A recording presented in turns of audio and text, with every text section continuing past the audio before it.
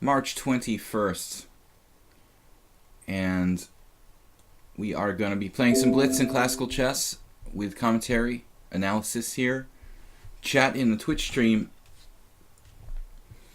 Welcome Blue Crow, Gladys Troll. We've got challenges from both these guys at Chess 960. I'm willing to play a couple of Chess 960 games. Looks like those challenges are taken care of. Abaraba 8-3, Troll on the roll is 5-3. Mule Skinner and Mastermind 14 challenging to the longest time control 8+3, and Blue Crow is also challenging to Chess 960. So I think that'll be enough. We'll usually play like 11 games at this 5-3 up to 8-3 time control, and I think that 2 Chess 960s is cool, but not more than that. Basically, we're going to be playing challenges between 5-3 and 8-3. 5-3 is the fastest, 8-3 is the longest. Anything in between, more or less, with a 3 to 5 second increment is cool. Baraba, welcome.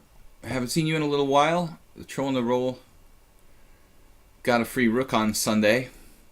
Mule Skinner, Mastermind, Blue Crow, and Milan Karai. Milan Karai. I have to pronounce it like it's not Hungarian. Alright guys, we're going to get started.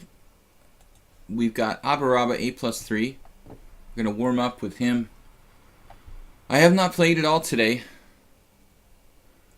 I was trying to speak Russian in the chat there. Dobre Dane.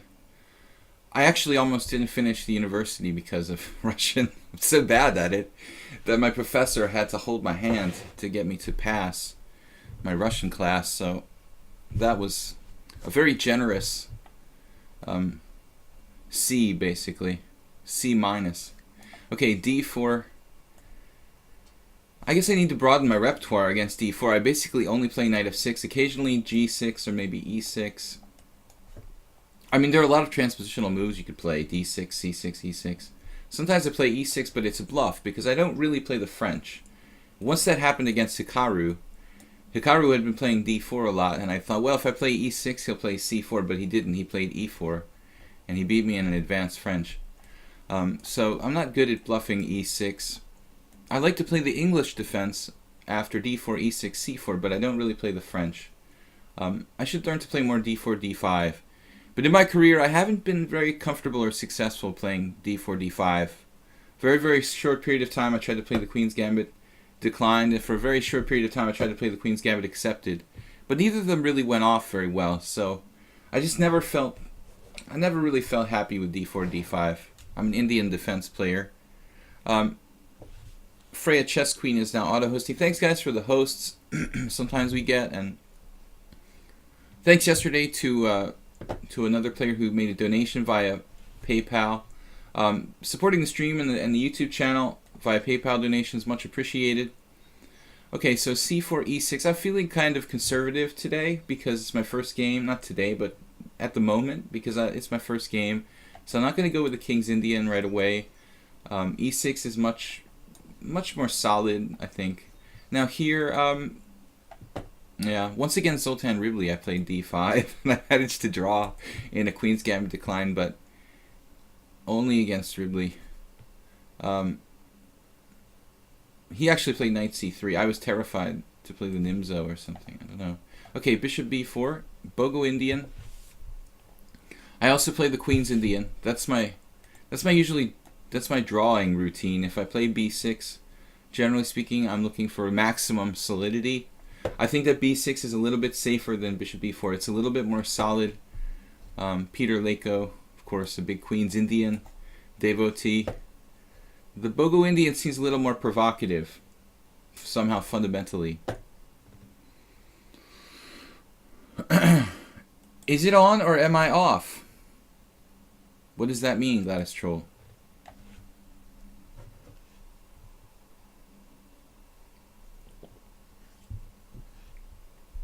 Okay, what time control is today?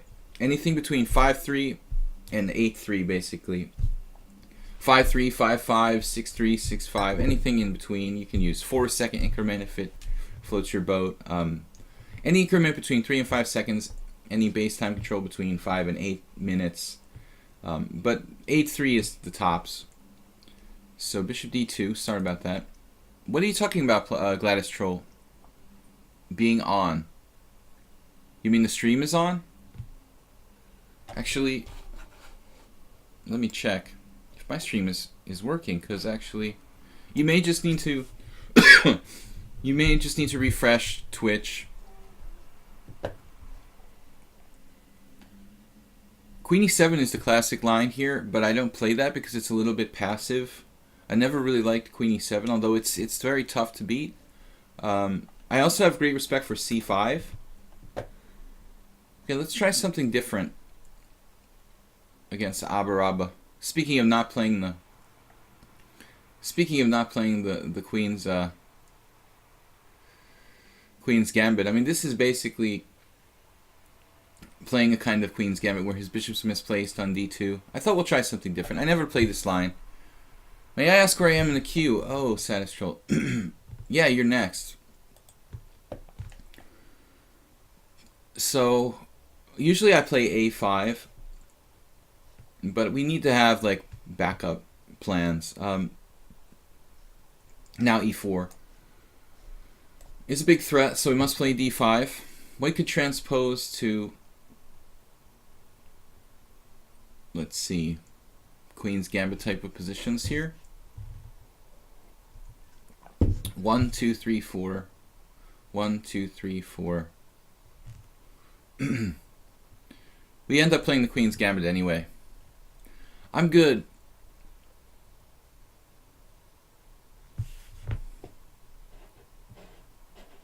Thanks for asking, Milan Kirai. How are you? How is everybody here? It's not raining. It's sunny skies.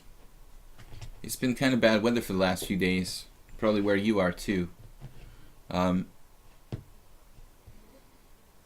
only have a week and a half till my GM tournament starts here in Budapest. We're going to be streaming until the 1st of... Basically streaming to the 1st of April. Then we'll have 11 days off and then resume in the middle of April. Okay, so Abaraba doesn't want to play a normal Queen's Gambit. He could transpose the bishop f4, bishop g5. Instead, he's playing basically a kind of quiet e3 against the Queen's Gambit. It could actually turn into a semi-Tarash with c5, which is probably my best bet to play some form of c5 at some point. Although we can also play a quieter setup like b6.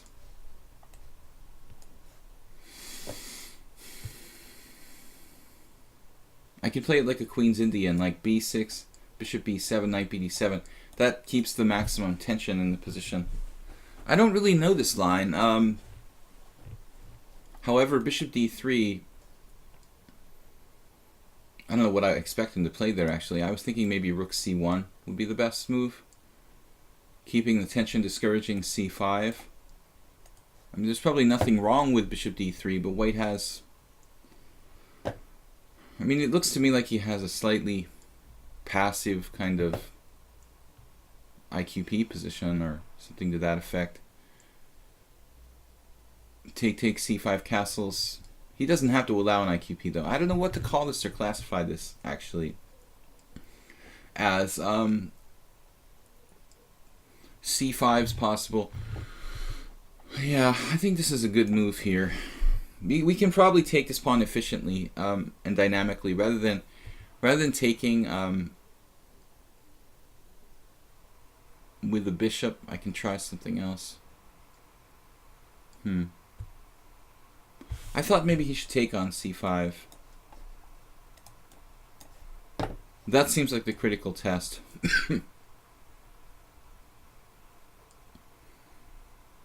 The problem is now if I take on d4, he can play like really insipidly with knight takes. I'm a little concerned about that. I guess there's nothing to fear, of course. But what other options do I have here effectively? You have to equalize before you can play for advantage, I guess, with black.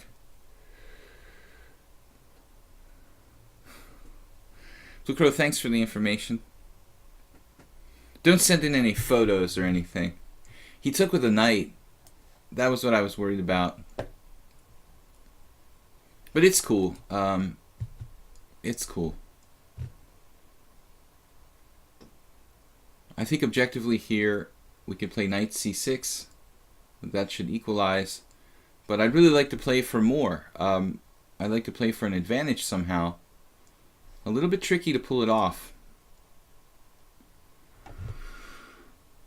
The bishop on d2 doesn't really do too much for white's position. Just kind of gets out of the way. So it looks like Queen's Gambit accepted. Actually kind of Sicilian-like in the structure. And a4. This is a little bit of a weakening move, but it's difficult for me to really exploit it. You know, knight c6, knight b4 is not available here. So we have a couple different ways to play this. Bishop d7 idea, knight c6 looks solid. And then also b6 with the idea of something like rook a7. b6, do I have any tricks to trap his queen like b6, queen f3, queen c7? Not really. I'd have to play b6, rook a7, Sicilian style. Actually, it doesn't look bad necessarily. Let's try it.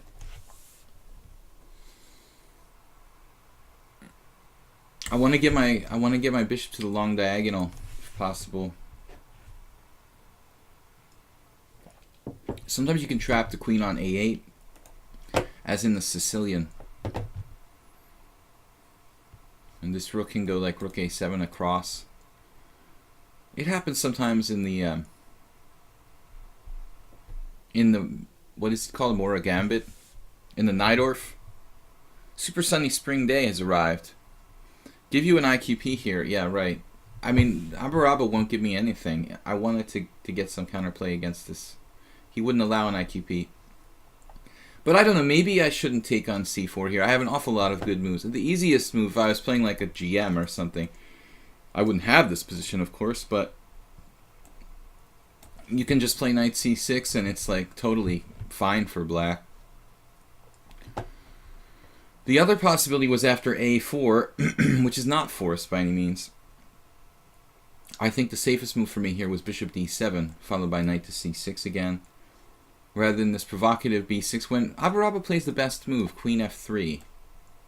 We don't know too much about Abaraba. He's played us 7-8 games, but I don't really know him too well as a player, or as a person for that matter. But it certainly seems like he's playing logically. No weaknesses in the pawn structure. A little bit with a4, but he's not giving me anything concrete to work on. And then he finds this sharp move, queen f3. And I guess his queen has to be a bit careful. I mean, it can go to g3, maybe h3, depending on the circumstances. But neither side has any pawn weaknesses.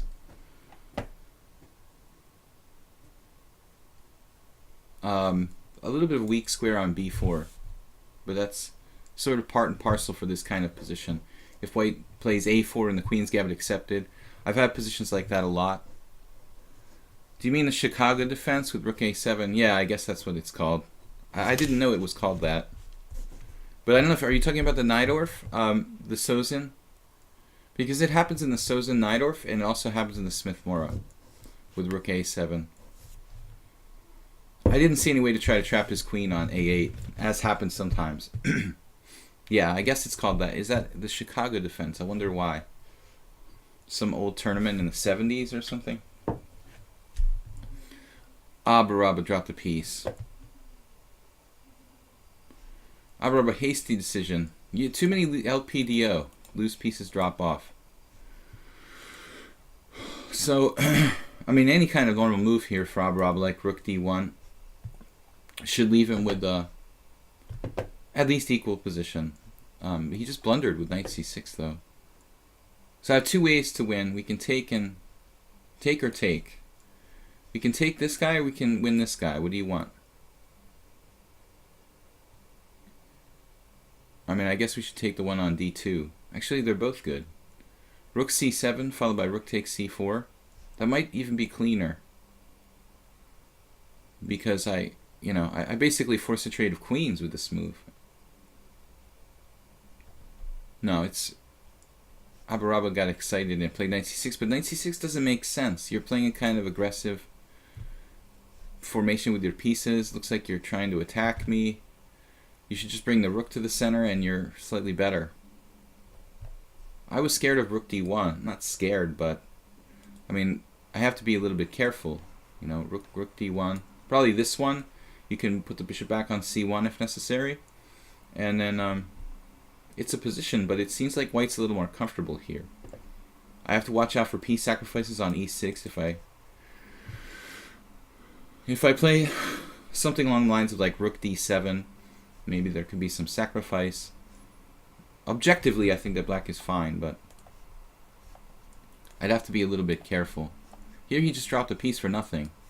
That's my favorite kind of game. My opponents just drop pieces for nothing. Alright, interesting opening though. I'm curious if you were better when you blundered. Or if it's just equal. What would the computer engine say? I mean, clearly white had a little bit more space going on there. I would think that black's position was really durable and had no weaknesses, so I don't think I should be worse. Theoretically. Let's finish this guy off, and just out of curiosity to see what would the computer say. Ah, he's not gonna. I was gonna play bishop c5, but you didn't give me time.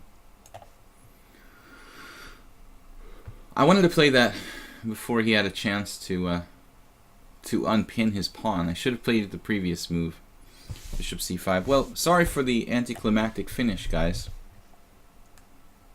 Maybe not a5. Let's not do that and say we did.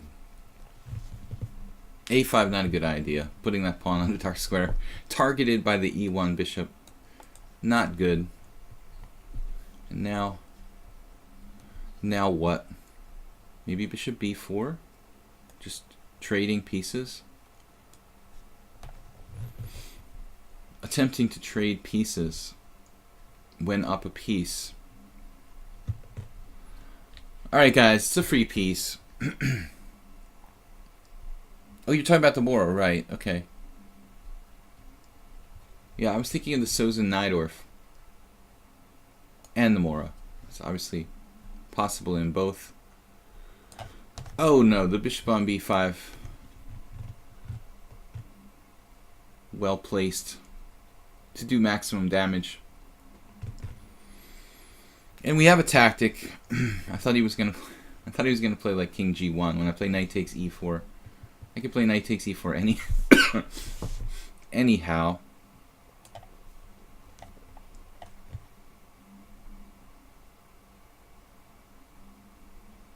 Everything's a winning king and pawn endgame. Abaraba, do yourself a favor.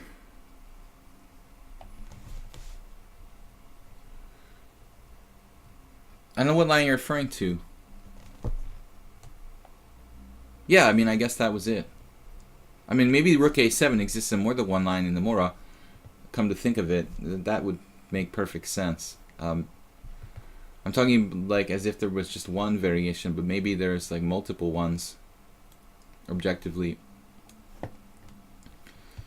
Abaraba does not want to resign, so we're going to drag this out. Very well. Imprisoned the knight on e2. He found a new place to go. He's excited about this new avenue. I have the feeling Abaraba's won a lot of games when he was like down a piece. Seems to be very hopeful.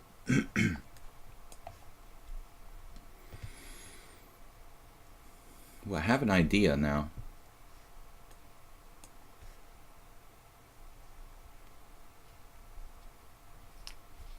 Always check. Okay, Abaraba has reached the end of the line. Always mate with the lowest denomination of material. That's the classical 19th century philosophy. Just to be curious, like, did I even play this correctly? I mean, out of curiosity. Bishop d3, c5, best move. Castles. And then there's some Zhukov, old Zhukova game. So, it's funny, the computer likes my move or takes. Okay, this is knight takes, very safe move. Yeah, the engine agrees with me. Now e5 was possible there. That's interesting. a4, I think this is a little unnecessary. I mean, maybe safer to play like a6. I mean a3 here for white. A little safer. And bishop d7, as I mentioned, is the preferred move of the engine to play knight c6. But I played b6. Queen f3. Rook a7. And Stockfish says it's dead equal. Rook fd1 or queen e2. So Abaraba just generously giving us a piece. Alright, anticlimactic game. Troll on a roll, it's chess 960. I'm glad I had the game to warm up though. Troll and roll, it's... He's been known to take my my rooks lately, so I've got to be careful. I'm not gonna let him live it down. I have no idea what opening move to play here. This is a kind of strange piece formation. Meet in the middle of the board with two bishops. That's better than sex. That's what Emery Tate said. But I don't do a very good imitation of Emery. We need to find somebody. It wasn't two bishops either. I'm kind of hoarse to do my voiceover Emery Tate impression. All right. I don't know what to do here. I'm a little choked up. I think the cold air did something to my throat. Been talking a lot though. Yesterday, I think I did like 8 hours of commentary. Basically, I had the stream. Then I had a bunch of lessons. I think I was talking for like 8 hours yesterday.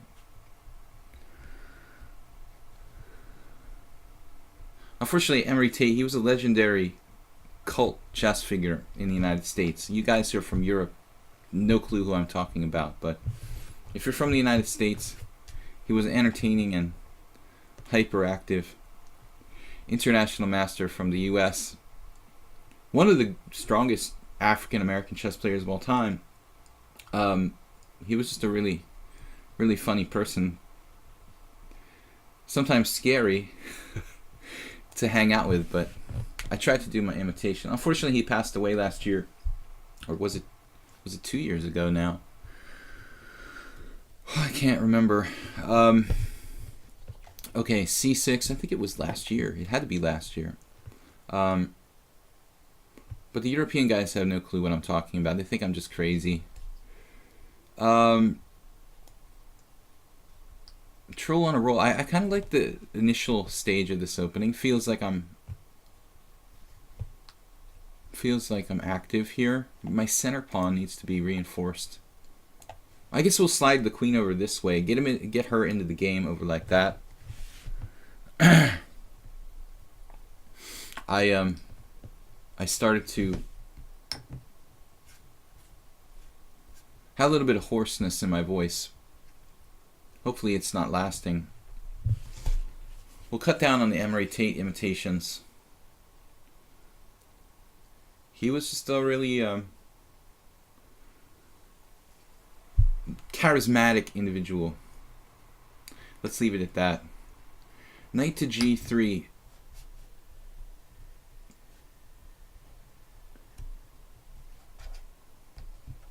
Someone should write a book about the guy.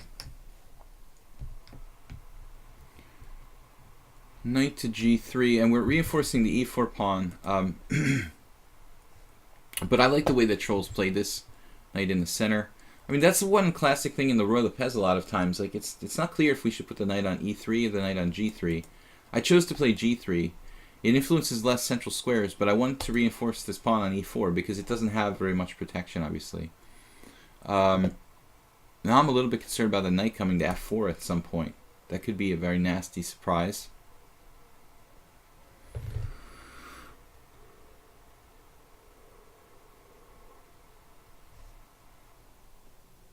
I don't know. I'm going to play a3, bishop a2, get this piece in the game. c3 seems like it kind of weakens around my king a little bit. I didn't like getting my king. Playing c3 and d4. I mean, it's possible, but it feels like my king needs protection. Maybe I could castle kingside. Blue Crow, that's what I'm saying. Yeah, a3 and bishop a2 is weirdly possible. Well, I'm trying to play... I saw the structure and the piece configuration, and I said, all right, I'm basically playing some kind of like bishop's opening. You know, this looks to me like a bishop's opening. I've got knight f3, knight g3, a3, bishop a2, maybe bishop gone to like d2.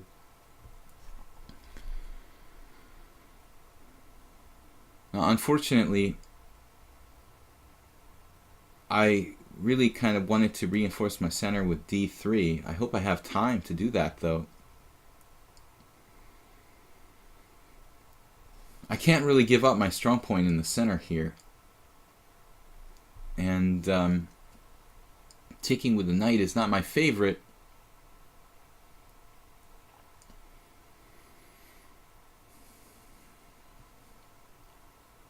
And if I have to allow him to play rook takes, rook, king takes, my position is definitely dubious with the king in the center. I guess I should have thought about this before I played a3. I guess my move order is bad. I should play d3 first, and only a3 once I've like made sure about this d5 move. I didn't think you could open it up so quickly. This is not really... I'm not sure I like this or not. Alright, let's play d3. I mean, I can guard my king on the diagonal. I'm not so worried about that, but I am worried about losing control of the... Well, I'm worried about my king being on d1. Okay, I don't really want my king on d1. And losing my right to castle, which is really important.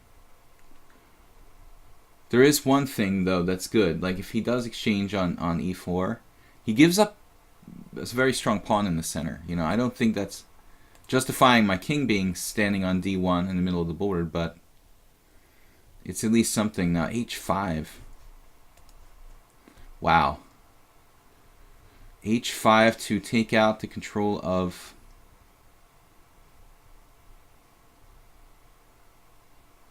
He's trying to take out control of...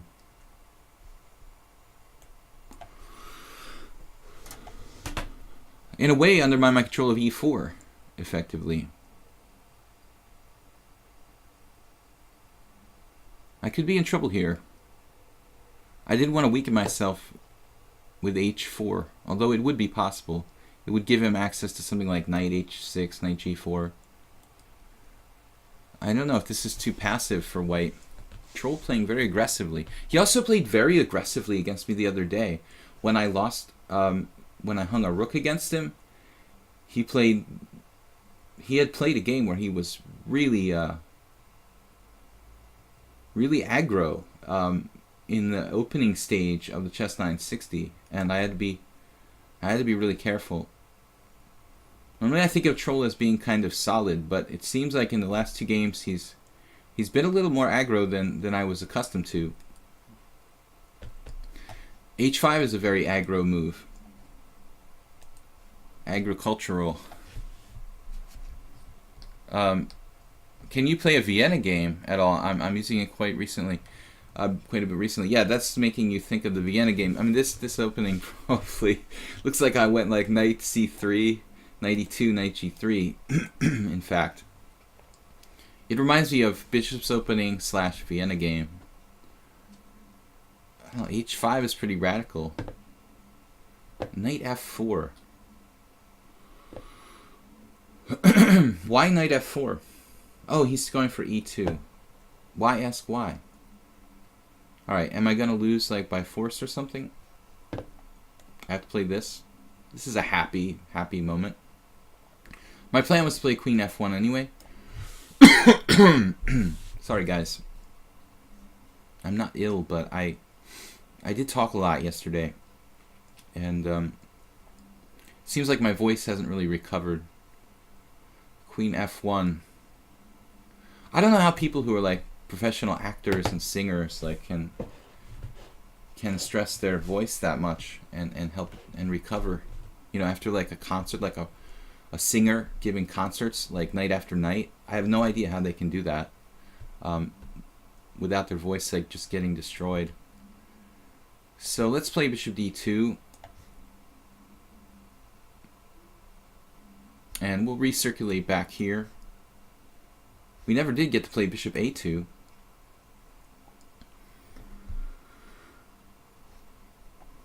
Passive, but we're holding. At least now I don't lose my right to castle. Hopefully. Yeah, knight h5. Ooh. Well, this is not possible. And we do have f5. f5, actually. Maybe knight g6 was a little too optimistic for black.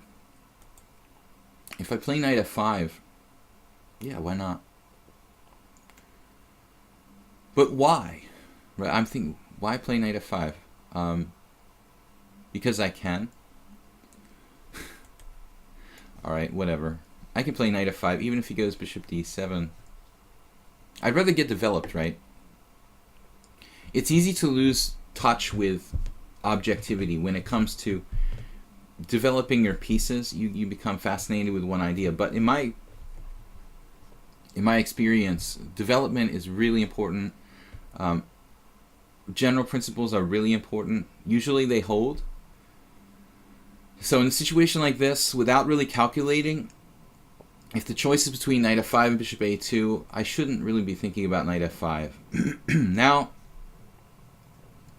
there is an argument for knight e2, just challenging his knight. I don't know if it's better to play knight f5. He has some tactics, or what? We can recirculate back to e3, which was... This is a more aggressive plan for me.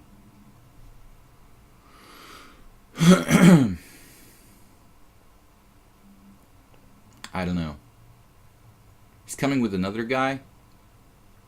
He's playing really well, actually. Look how well coordinated he is. The same thing happened the other day when I hung a rook against him. He got down to like no time.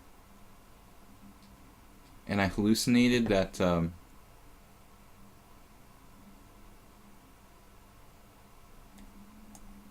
I can't castle here because my rook's on d1. Whoops. The plan was to castle. But what's going on with this h-pawn? Harry! Harry the h-pawn is hanging. Hanging Harry. The hanging Chad. Harry the h-pawn. Simon Williams would be very disappointed. Like, Gary and Harry, right? Is that how it works? Alright, Harry the h-pawn. I think black was slightly better, actually, you know, right until the end. I could be wrong. Obviously, he should have traded on e4 and taken that central file. Funny, the computer doesn't want to do it. I guess it's thinking I'm going to take with a knight on e4. But I'm not that happy about that. Black's suddenly worse because of knight f5. I was talking about bishop a2 is better than knight f5, but actually... The engine's not sure. Alright. Bishop a2. It likes my position better now. Wow, that's surprising. Queen f8 is bad. Okay, because of Harry the h-pawn. Anyway, Troll, interesting game. I think it was fine. Till you dropped Harry. And, aggressive play. e4. This is Mule Skinner. I'm so tired of being black against Mule Skinner. Hard to get him out of his pre-programmed openings. He always plays the same stuff, and it's very tough for me to meet.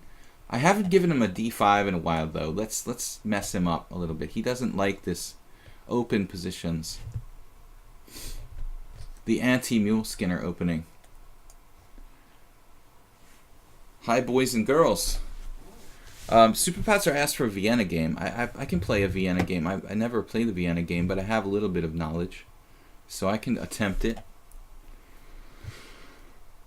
So it's been a while since we played a Panov against Mule Skinner. The problem here is like what, knight c6. We play always knight c6. I also play e6, but it's kind of a more passive line. But I think against Mule Skinner, I like a little bit of an open game. Get more tactics going on. He's very, very comfortable in closed positions. So against a player like that, I think we're on the right track here. Now, I've played bishop g4. This is only good if you want to draw. Be aware. Unless your name is like Yakovenko, and your opponent's name is Ryazantsev, there's a 99% chance that black can't win. But, you know, so be aware. You can't play bishop g4 for a win. I experimented with bishop e6. I don't really trust that. It's a Tony Miles specialty. I remember an Inside Chess article from the 90s where that was like given like a dubious or something. I don't know. You know, Tony tried it in some games in the Caro. But I think it's better when white plays bishop g5. I mean, if white plays bishop g5, there's no question that bishop e6 is a good move. But against knight f3, it's not quite as reliable. I do have a student who's experimenting with this line. I looked at it. I did play a game or two here. I just don't feel 100% comfortable with it. Spinal Tap, what's up? Spinal Tap, what do you think, man, about bishop e6 in the Panov? Since you're a Caro-Kann expert, is it just bad for black? Do you think, Mr. Spinal Tap? Is this just bad?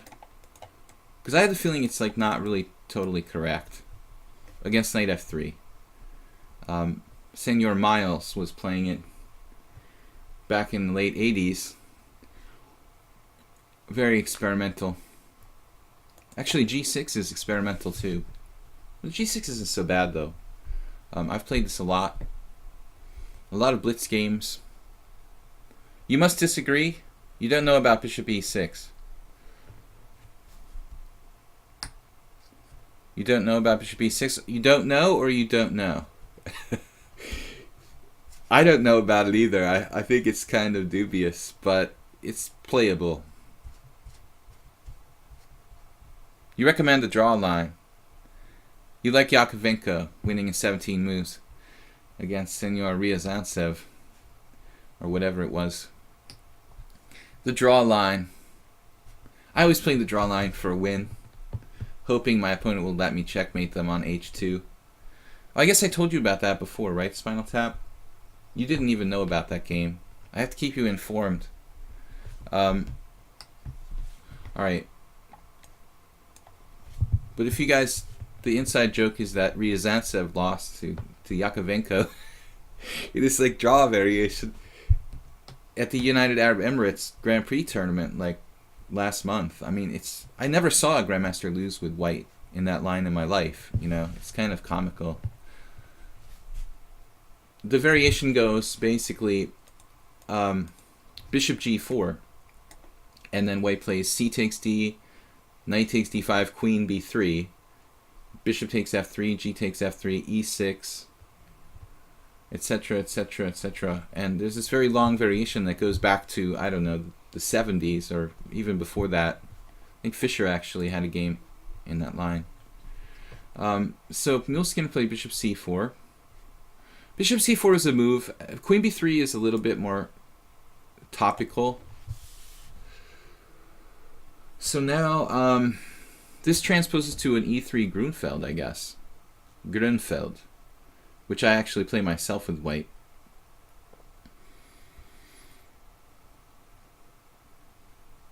I think once I saw Anatoly Line, he was like 70 years old. He drew Yasser with white in this variation. Knight b6 Or knight takes c3, but knight b6 seems right. I guess knight takes c3 is okay for black too, actually. I'm just not sure where my knight's going after knight takes c3, b takes c, bishop g7. Actually, that should be fine for black too. Oh no, but after knight takes c3, you can play queen b3 and transpose. That's the problem with knight takes c3. Okay, it transposes into queen b3. Alright, now I'm talking to myself, guys. I'm figuring this out, because usually I face queen b3. So knight takes c3, queen b3. That's the problem. And that's fine, though, actually. I can also play knight b6. Muleskinner didn't consider queen b3. This is the main move. When black's best is actually knight to d5. e6 is an older move that's also possible, but queen b3, knight to d5, bishop takes d5, and white's better. It's pretty unpleasant, but defensible for black. I like to defend that position as a kind of principled thing to do.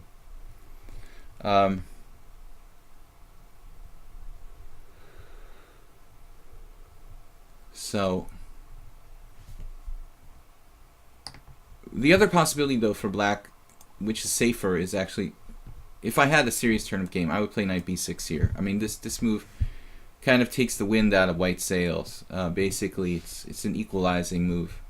Whereas knight takes c3, again, it allows queen b3, which leaves white with some advantage, probably.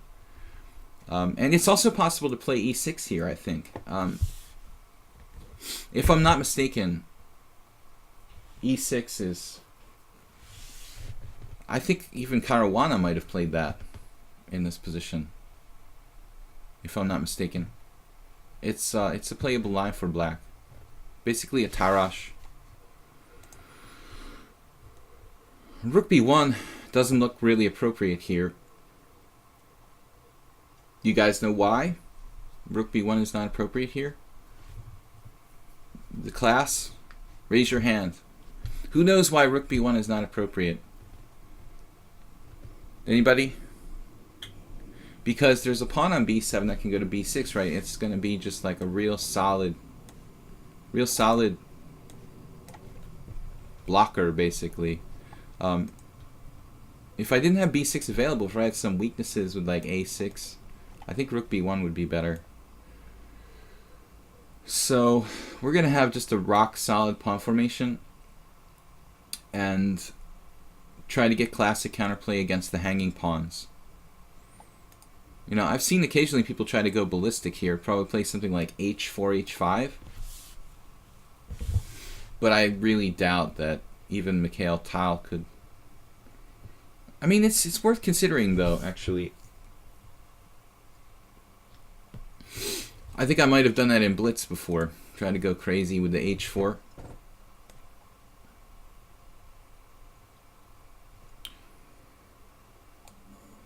Having said all the stuff about b6, it's not forced. I mean, I guess you could play some sort of alternative. Somebody, don't let me click on the wrong piece again. I'll like, alright, I've already castled, so they can't like make me castle the wrong way by accident or something like that. That's the most dangerous thing, when I accidentally touch my... I'm not at the current position. When I accidentally touch my rook, and then like 3 minutes later I touch my king, and I realize I have to castle, that's tending to become a problem for me. Alright. Anyway, blah, blah, blah, blah, blah. I'm just talking. The rook shouldn't be passively defending behind the pawn. I mean, Rook b1's not like a terrible move, but this is a position where it's not that dangerous for black. So I would think that white should play some more how to say, more useful move. You know, if you have a choice there. I mean, something like bishop g5 or rook e1. And I think rook b1 is a low priority. And it's not even sure that it will even be useful. It could even be attacked by bishop f5 at some point. So, of course, he has like maybe rook b2.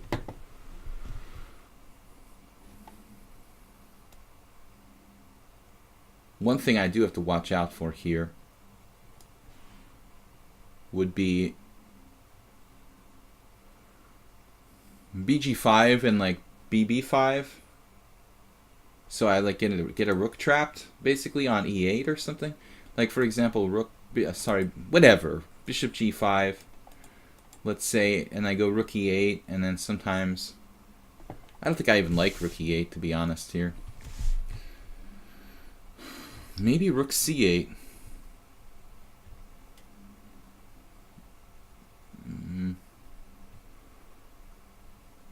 I could play H6, but it weakens my king side. I think bishop F6 is perfectly okay for black, actually. Kind of passive, though, if I play, like, that way. Bishop A3.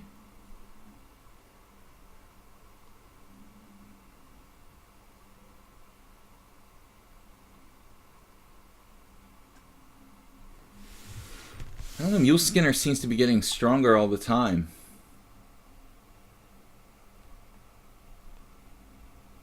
Rook E8 is allowing what? Knight G5? Not really. I mean, I have E6 there.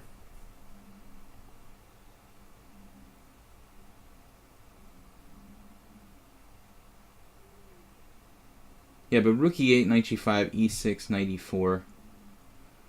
I have Knight A5 at the end of the day. It's kind of touch and go. Bishop F6 is possible, but a little bit passive. But rook E8, bishop B5 I don't like.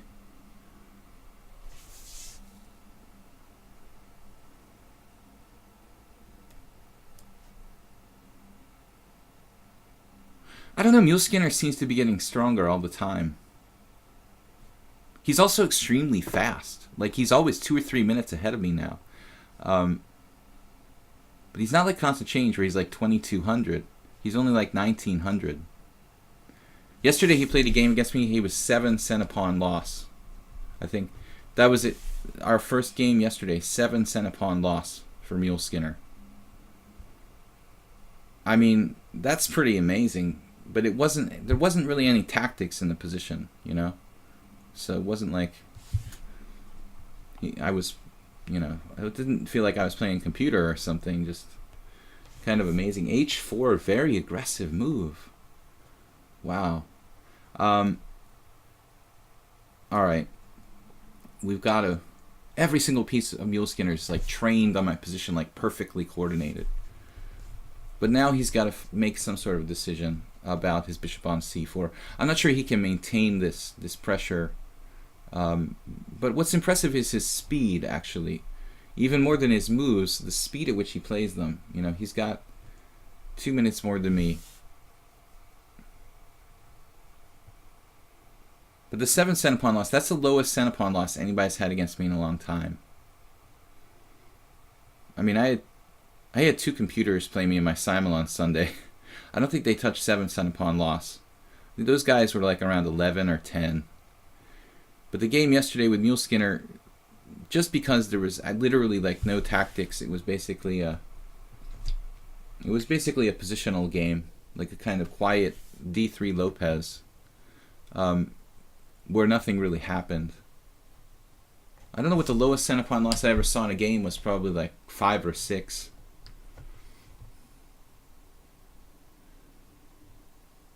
Now he's getting in time pressure. Speaking of Constant Change, we haven't seen him today. One of our regular opponents. He's not here today. Mastermind 14, Plukro, Milan Kirai, Ayeste, Miots, Ghostmind. Okay, so finally white backs off, you know, with bishop d3, which is, you know, it's kind of like, thank God I got him to take a little bit of a break here. But I'm concerned about my position. And it's a lot like a Petrov.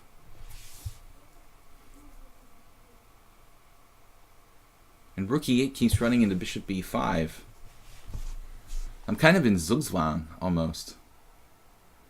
We have to find a very safe move.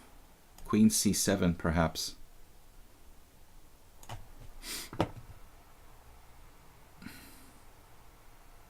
I admit I'm a little bit scared here. Looks like white's better. But he's playing like master level this game. H5 computer would like that move. Just sacrificing actually everybody, humans, computers. This is a very natural, classic idea in the IQP type of position.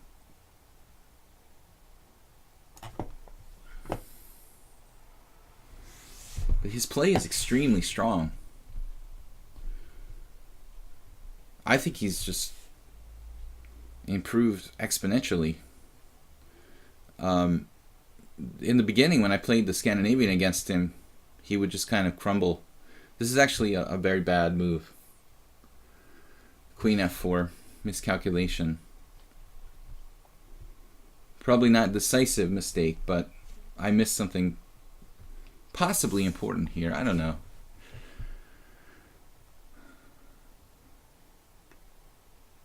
What am I going to do? Like transfer my queen back here? Queen g7?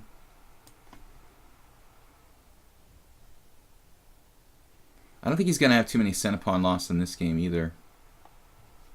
I was afraid of rook e4 right away, but this might be just as good or better. Let's see though. Queen g4. Maybe rook e4 was better. Maybe I get my queen trapped here as well. 49 seconds. Dude, it's like he sees every move.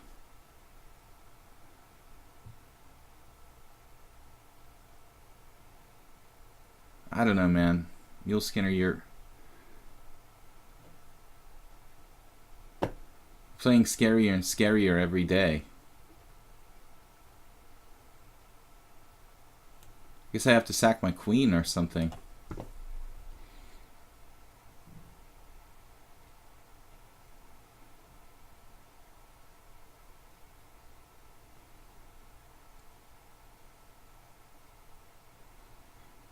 White played this game fantastically.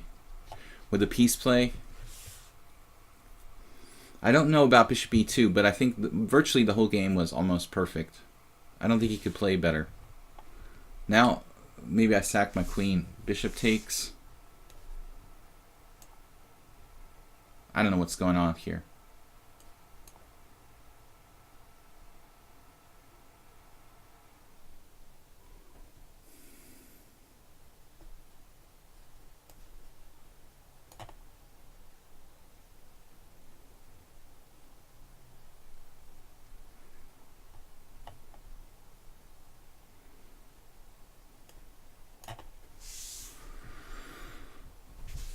He might have overlooked something there. But his score against me is unbelievable. There's impossible that a guy who can play this well would be 4.5, 65. I don't understand how he can have that score and play a game like this. He played the whole game like an absolute genius.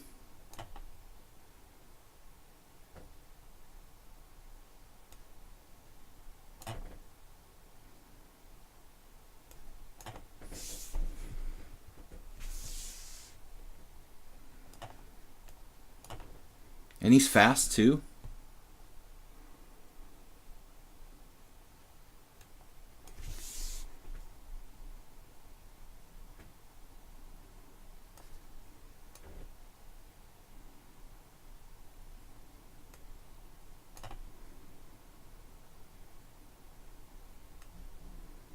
Now he's finally hanging a piece.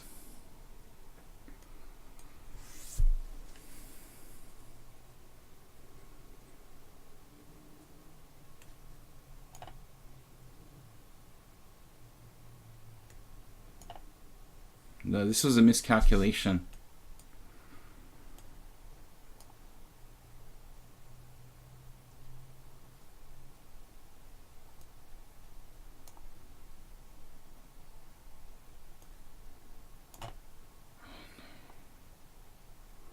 I thought I just hung a piece.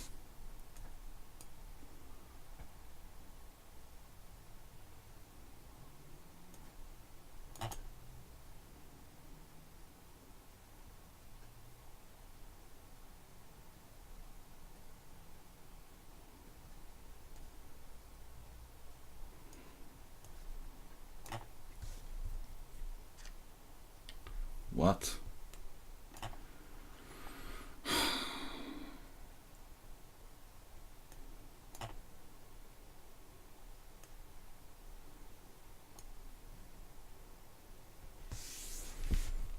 He's gotten faster too.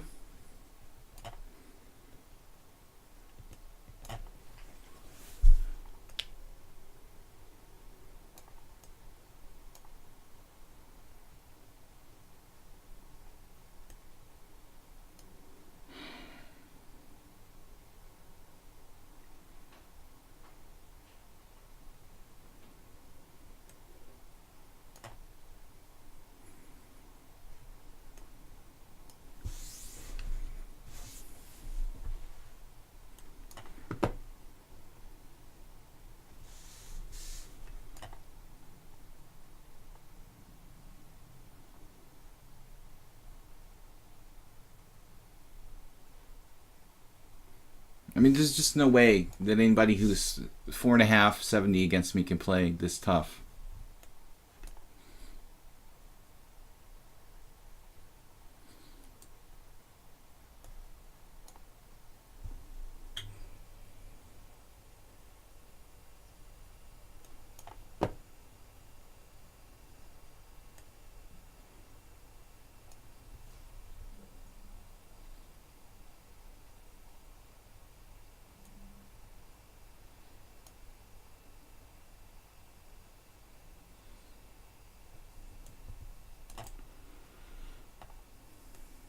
He's gotten faster recently, too. It's very strange. It's almost like a different player.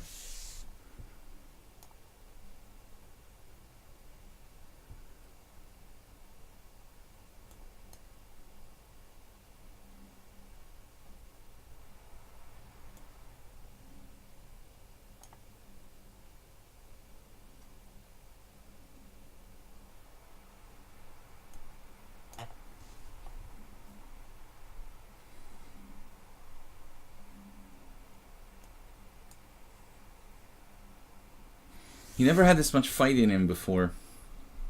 I don't know, Mule Skinner, you're sure you're the same person that I played before? I mean, because you seem to be stronger or something. Check out this opening here. He played, let's see, Rook B1 I didn't like. It's not a terrible move. You know, now B6, Rook E1. I think he has a clear advantage after a while. Bishop A3. This is the engine's favorite move. It's pretty obvious, though. Now Bishop F6. This is passive. I don't know what else I could do. I already have a problem here. It seems like I'm paralyzed. H4. That's a professional move. Absolutely. This is a master strength move, H4. Now Rook C8, Bishop D3. I didn't understand Bishop D3.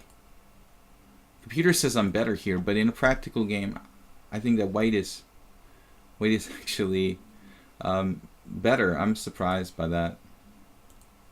Queen C7. This was a miscalculation, thinking like Queen F4 was a good square. This is extremely dangerous to play Queen F4.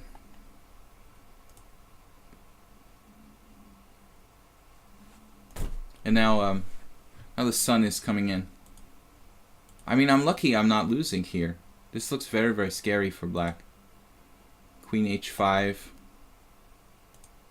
Here he missed Rook B5, which was funny because I was making comments about Rook B1 earlier in the game, you know, not being useful. And here's a golden opportunity to make that piece work. I'll be right back.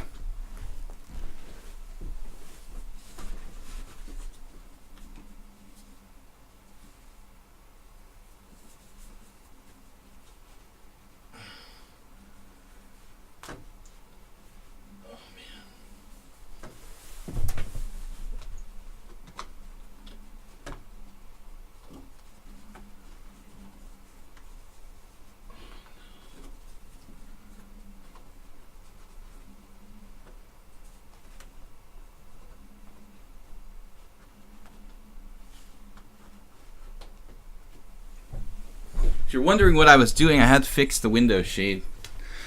because there's this terrible sunlight that comes in. Elon Cry was... Is Mubat's working? Wow. I didn't think that Mubat was working. So here, yeah, Mule Skinner just seems to be getting stronger and stronger. He had nearly winning position after bishop takes e4.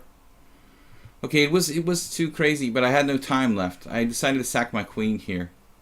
This was okay. And then knight e5, and now I need to make some kind of rational move. I didn't see queen f5. And that looks like it wins material, because I didn't have any time left. He left me with no time. Queen h8 is also possible, but this was a mistake to sack my queen. I guess it's a little bit dicey after that. Although technically he's not winning, this looks like it's a further mistake. Rook takes c3, and then it's just a chaos, and white's better. All right, Mule Skinner, you're vastly improved. Mastermind 14, it's really a massive struggle. Mastermind 14, this player I don't know too well, but I'm preparing to possibly play the Caro-Kann if necessary in some future game. If I need a solid game. I had to fix the Windows shade, because if I don't, then the webcam is all filled with like sparkles and sunshine and stuff like that. So, although it would be appropriate to my screen name here on lichess, it would not make viewing the stream necessarily more pleasant. Okay, c4. We're gonna get the same game again. Why does Sludgy get Playboy Mistress? Why does Sludgy get GM? Because Sludgy was a bad boy. Sludgy was partying too much and drinking too much, not serious enough in the past, and that's why I think one of my main excuses was not being serious enough earlier. I should have been bearing down to get the title a long time ago. Plus, I was playing poker, but that's not the problem.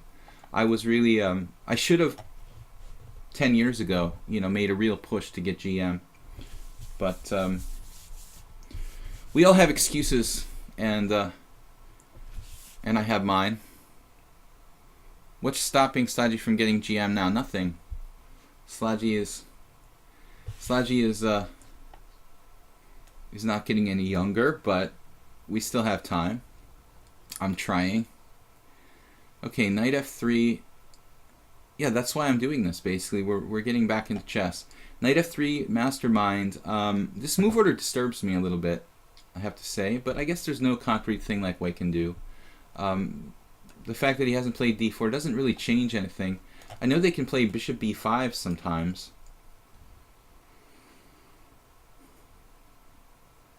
You will occasionally run into that. The ultra quick, like bishop b5, I guess trying to do like knight e5. So Playboy Mistress, I guess we don't have any excuses for why we couldn't possibly become GM. I'm still trying. So we're going to be playing a GM tournament the 1st of April, April Fool's Day. Can we talk about you in third person more? Yeah, we can try. Oh, we're trying to have a little bit of fun. Sav man, we can't have a little bit of fun. I very rarely have fun here. I'm just kidding, guys. We don't mess around too much. I'm usually very serious, Sav man, so a little third person never hurt. I think we're too serious typically here in the stream, so it doesn't hurt to have some fun. We could play g6. First person has been requested.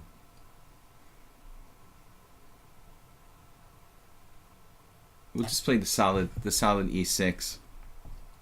I wonder who the oldest player to legitimately get the GM title was, though. I mean, I don't mean like people who are like posthumously awarded Grandmaster because like they're friends with the Federation president, and I don't mean people who like got it winning the World Senior Championship.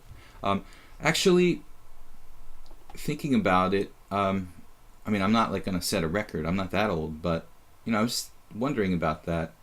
There was a Norwegian guy, a GM. I remember some 10, 12 years ago who got the GM title. And the guy is like pretty old. So it's definitely possible. GM Joey got GM at 35. Who's GM Joey?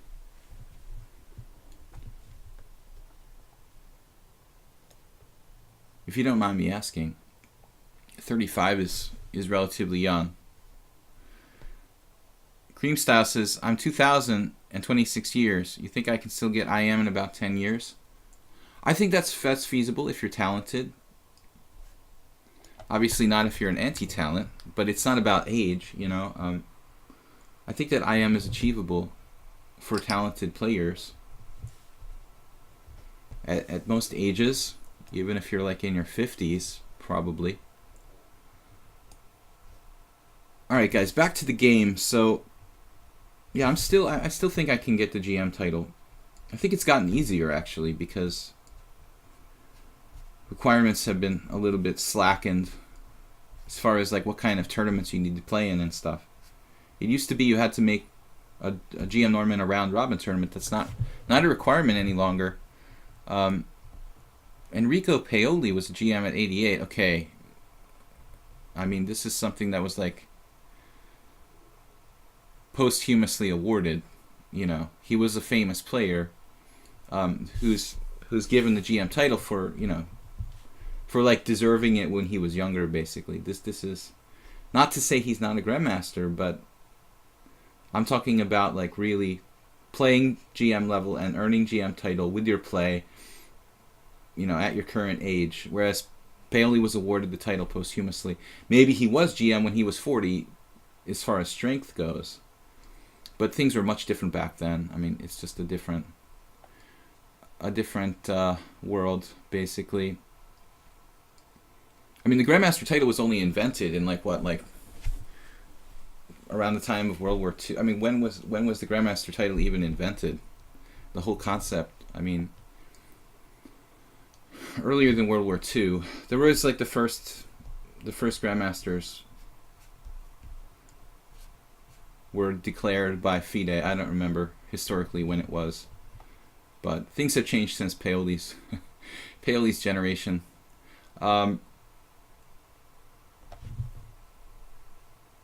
Why does many pro players hate FIDE? Well, besides the fact that it's like run by a murderous dictator, I don't know. You know, other than that,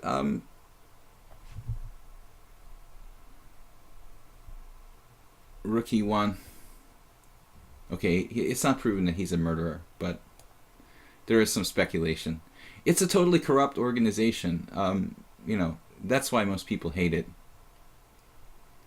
Rookie E1. But again, most sporting organizations are, so I guess that's just kind of par for the course. If you created a new chess federation, probably in 10 years that would be corrupt too. Mastermind 14, I don't know what to do here. We have a kind of passive setup, and I guess we have to slowly turn it into... Man, I'm not enthused with this variation for black. I mean, b6 is really lame. I guess we can play like knight f6 and play it like a... We'll lose a tempo, basically, and try to play it like a c3 Sicilian. Put pressure on the center. Who's Jeffrey Borg? No idea. It sounds familiar. Institutional rubbish. Yeah, well, the longer an organization's around, I guess the worse it gets. You know, it would be better to, like, you know, destroy FIDE and start over again. But still, after another 20 or 30 years, it would too become, like, completely corrupt and useless. Mastermind 14. I like the way he's playing. You know, bishop g5 makes some sense. This is the only piece that's not really good for white. But he's white and he could afford to waste a little time maybe moving that guy again. Jeffrey Borg, why is that familiar to me? I don't know. I don't know. Sounds familiar to me, that name. Janis Klovans. Okay, Klovans. But Klovans, yeah. He was a GM strength player, and he's one of these guys who, I mean, he got the title late, but, you know, in those days, he's Latvian, right? I mean, you know, Klovans was a guy who was, like, hands down Grandmaster strength, probably his whole life, you know, and for whatever reason, like, they didn't let him travel enough outside the Soviet Union. I mean, it's hard to say, you know. There are certain players like that who are, like, known to be Grandmaster level and just never got the title because they didn't play in the right tournaments.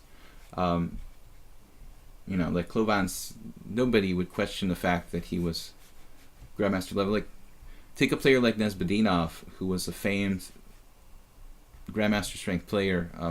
I don't know if he might have eventually gotten the title like after he died, but he never had the GM title. No one would question the fact that he was Grandmaster strength. You know, in those days, in the generation of Klovans and stuff, I mean, there just weren't enough tournaments. Now they're like dime a dozen. But if you couldn't travel, if like the Soviet system didn't let him to travel to certain tournaments and stuff, I mean, that's why he never got the GM title till he was older. Can you get a title by by playing online? Apparently you can. Apparently there's this thing called like the FIDE chess arena, you know, and I noticed that recently. There are people like claiming that they're online arena grandmasters. I mean, you know, I guess these people are mostly computer cheaters, I would think, you know, in most cases.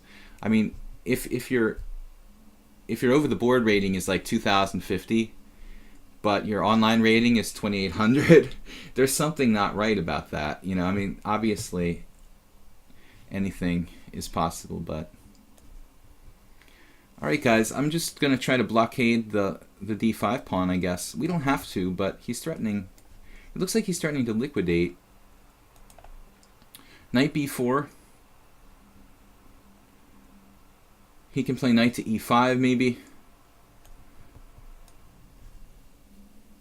But this looks fine for black. We're running out of time, and I think when you run out of time, it's important to be practical. But Master My 14 playing solidly. The online chess arena. It's definitely a good way for FIDE to earn some extra bucks.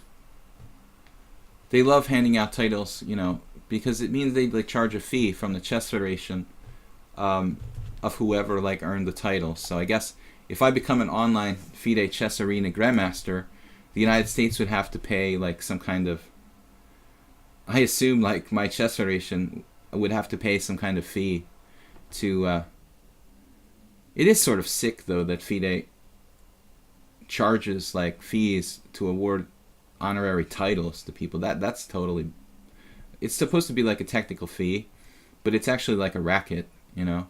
I mean, in some cases, like the federation even may pass the charge on to the player. I've known people who like had to pay for their, I think here in Hungary that might have been the case, I'm not sure. I know people who wouldn't like even want the FM title because they had to pay like $50 or something. That's sort of ridiculous. I mean, an honorary title should be honorary. You shouldn't have to pay for a title. So, online arena grandmaster. It makes me laugh. Not to take anything away from correspondence masters, but you know, in the old days, correspondence chess was a serious thing. But it seems like now, you know, in modern light of computers, I mean, what are these correspondence guys? You know, have you seen them around who are like 2050 over the board and like 2700, you know, correspondence grandmaster? What does that mean? I mean, basically, you're really good at using your computer to play correspondence games. You know, that's not really for real, is it? This is a good move, bishop h4. I'd like to trade some pieces here. Maybe knight h5, Karpov style. I'm running out of time though.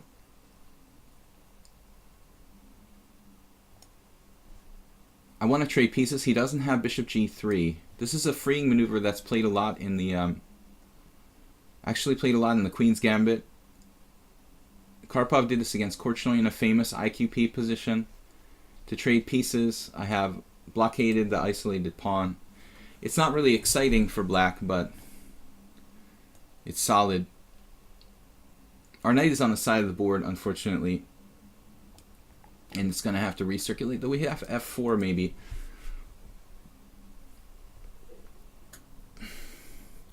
We were taking what? The guy who bought his candidate master title? Yeah, I mean, well, nobody should have to pay for a title, you know, technically. I mean, I'm talking like philosophically, ethically, you know. But that's what's happened with some chess federations who like refuse to pay, like the player has to pay for himself. Yeah, I knew people who didn't want to be FIDE master because they had to pay $50. I said that already. I'm not sure if they were Hungarians, or maybe even Americans had to pay. I can't remember. And the rules are like changing all the time. G3 weakening the long diagonal a bit here. That could be sensitive for white. You know, I understand that there are some costs that FIDE has, or any organization has, in bureaucratic things, but the World Chess Federation has just kind of like turned titles into a money-making racket. They made it easier for young players to attain FIDE master, and I think one of the main reasons for that is because they make money on this basically. Do we get to steal a pawn here, Mr. Mastermind? Are we gonna sneak a pawn on him? We got the knight e4. He wanted to save his a3 pawn, but it would have been better to play pawn takes pawn and give up the a3 pawn. This way he loses. What does he lose? He loses an exchange, or he loses rook and knight for queen. It's probably decisive. The 3-title system. Yeah, I think candidate master is absolutely about making money for FIDE. It's the same principle. Just the kind of scam. Okay, I mean, the whole plan was for them to basically, it all started when they started to lower the rating minimum. So basically, back in the 70s, 80s, the minimum rating for men was 2200. You couldn't even have a rating if you were under 2200. And the minimum rating, I think, for women was like 2000 or something like that. And basically, there were no ratings under 2000. And so I think they started this whole program of creating a rating system, you know, which incorporates every kind of ratings down to like 1000 or whatever. You know, in a large part in an attempt to make money for the World Chess Federation, which I guess isn't evil necessarily, but it does have kind of like things about it that make corruption, you know, more easy to understand. All right, Plucro, it's chess 960. So, not take anything away from anybody who's achieved the candidate master title. It's like an achievement to be 2200 in FIDE, and I think that's a legit achievement, and it's not easy to do that. So, but FIDE's motivations in creating more titles and more lower ratings, you know, are not clear. Plucro against me. I'm black. It's chess 960. This is our last chess 960 for today, guys. This is our second one. Don't anybody else challenge me to chess 960. We have another hour and 10 minutes to stream. Ayeste, Miots, Ghost Mine, God of Snooker, Constant Change did show up. I was talking about him earlier. A tough opponent who we play almost every day. Krennic was a very strong FIDE master. Yeah, that's like Kamsky when he arrived in the United States. Wait, there was somebody else. Oh, Alex Yermolinsky. Like, I don't know, maybe I'm crazy, but I was thinking that maybe Yermolinsky was actually a FIDE master. If I'm not mistaken, when he came to the U.S., Alex was like considered to be grandmaster strength in the early 90s. I don't know when he came around, 1990, because he came with a friend of mine through Italy. They emigrated from the former Soviet Union. I remember they stopped in Italy for a while, around 1990, and then came to the U.S., 89 maybe. And I think Yermolinsky might have been a FIDE master, like 25 plus strength FIDE master. Yeah, because they just had no opportunities to get titles if you weren't like friendly with the system. Now let's not forget this is chess 960 here. I'm going to play classically. This is actually almost like a normal chess position. The important thing is the knights and rooks, and one of the bishops are on the same square. This is absolutely, practically normal chess. Yeah, I may be wrong, but I have the feeling that Yermo was an FM when he immigrated. He was already GM strength. He was probably around like early 30s. He immigrated at the same time as another friend of mine from Leningrad. And another guy was maybe Kamsky, was possibly only an FM when he immigrated. He obviously wasn't getting opportunities like they wanted him to. That's one of the reasons why they immigrated to the U.S. with his father. But Kamsky was already GM strength, possibly FIDE master, when he immigrated. Also around 1989, I want to say. Knight c3, d5. So it's a Verisov opening. You're already castled queenside, Plucro. No, you're not. I'm just kidding. You can be quickly though if you want to. This is a funny position. It's almost normal chess.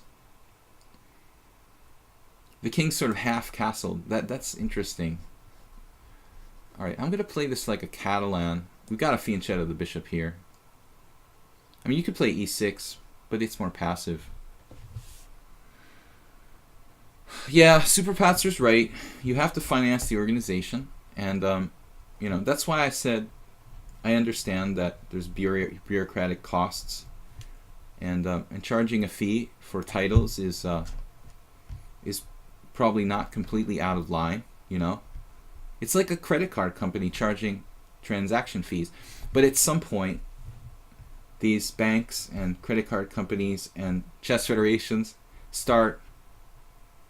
they basically start kind of like charging more of a fee than they really need. You know what I mean? So that's where the corruption starts to play a role. And all right, can we castle queenside or kingside here? This was a good plan by Plucro. F4 to turn it into a stone wall and play like bishop h4. God, I love that. That is a great idea. If I could just jump my king over my bishop, I'd be perfectly happy. I'd be just thrilled with my game.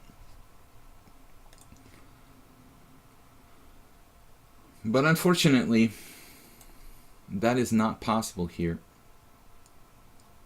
Bishop on e8 is not so bad. It actually defends f7 in the evasion of, how to say,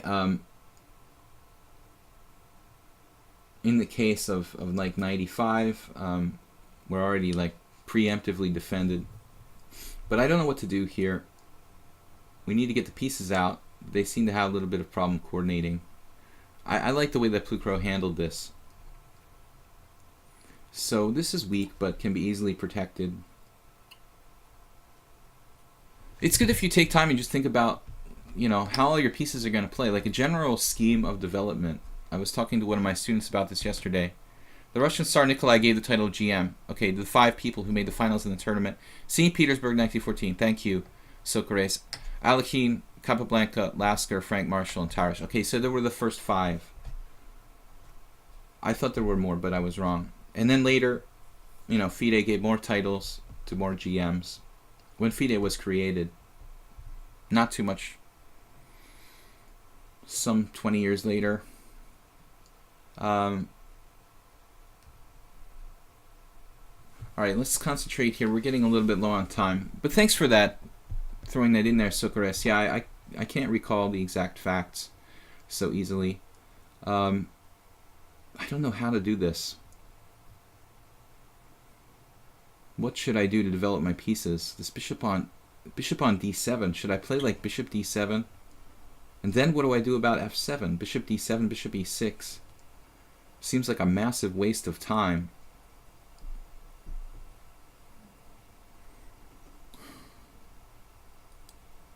Thinking how to coordinate here. It's not so easy. Try to be inventive somehow, but I don't see what to do. A good way of developing my pieces. Bishop d7. Now my f7 pawn is just very, very problematic. Bishop e6. And then he's coming with like g4. It's not good. So the bishop's got to remain on e8 for the moment.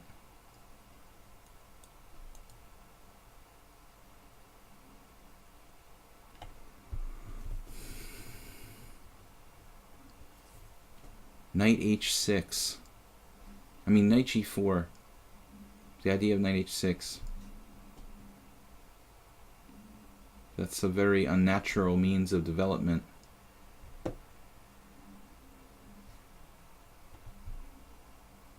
It doesn't really look correct to do this. I'm like asking for trouble, but I don't see anything concrete. Putting the knight on a square where it's hanging with check on the same diagonal as my king, but hitting e3 and preparing like f6, knight h6, untangling while not allowing knight e5, and that might not be altogether bad for me. We had to do something, basically. I couldn't come up with a solution here. I did not want... I accidentally canceled my challenge. May I be the next? Milan Kirai, if you were next, you were next. I take your word for it.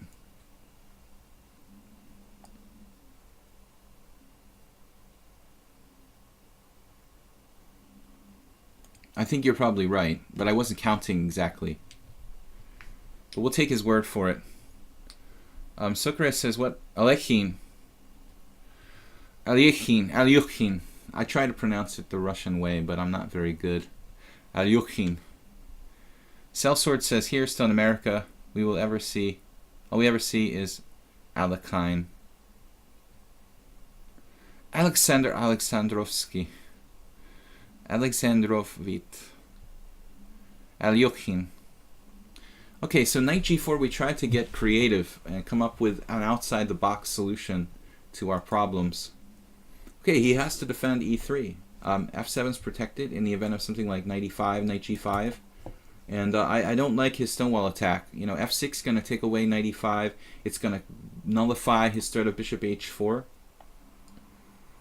So I think I'm proud of my outside-the-box move here. It may not solve all my problems. Maybe my choice of setup wasn't necessarily the best in this chess 960, but happy to see queen d2. You know, that's not a great square. And you really didn't want to defend. Knight h6. Knight h6 is going to have to be played at some point. I'm a little bit worried about nothing. Okay. Hyper modern chess. But white feels better developed to me, so I think I'm not sure if I had anything better.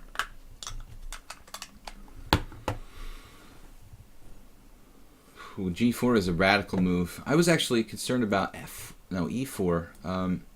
g4.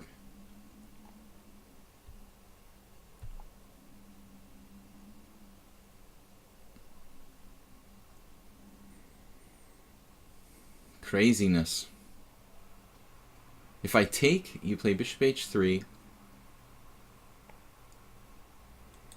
Well, I could play f5. I mean, it's kind of ugly, but I can even play bishop d7, let you have the d5 pawn.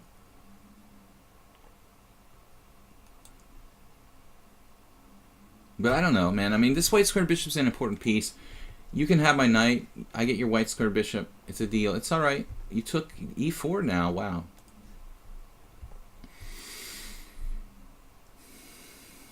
What's the deal with this? This is just getting really strange. Maybe I go back. This is just so strange. Take. Let's get my bishop in a game, perhaps. Bishop c6. I'm going to play f5 no matter what, you know, to defend my knight on g4. Now I have bishop c6. Knight g5. Bishop c6, knight g5, I guess. I can play h6. I'm about to lose on time. Well, that's wonderful. All right.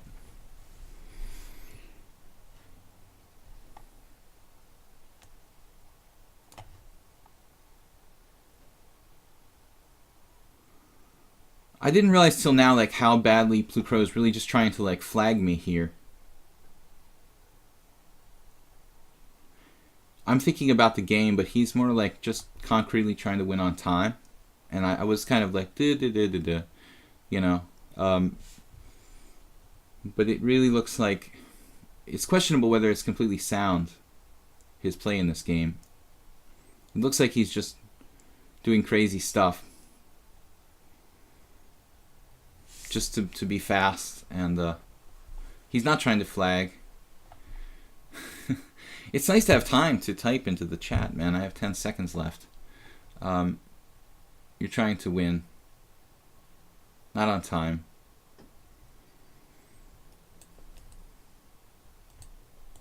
You're... This looks a little crazy. What's going on?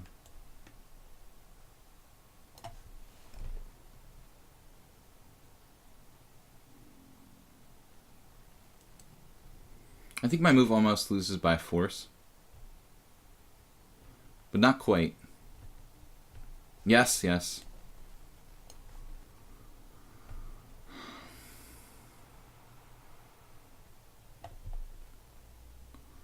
Queen d5 was a terrible move.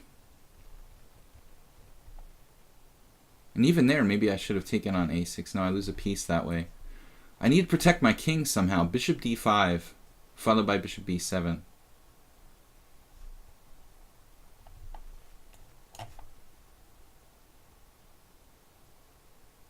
Now how does that strike you? Now I mean business.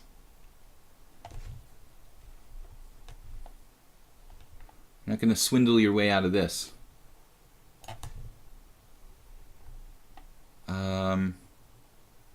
Oh my goodness.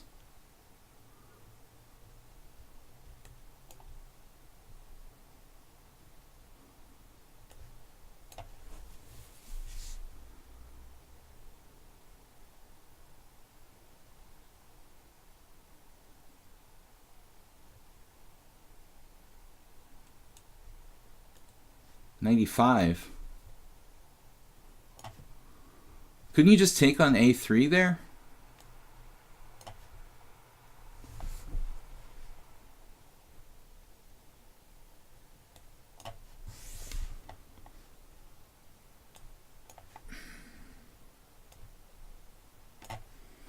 I thought he could have just taken on a3. That was kind of strange.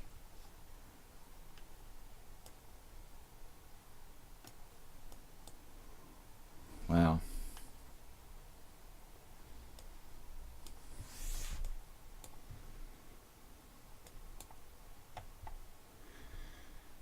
You can kind of lure Plucro into making obvious moves. He bites for the obvious. I was kind of hoping for bishop b5 check because I really basically oh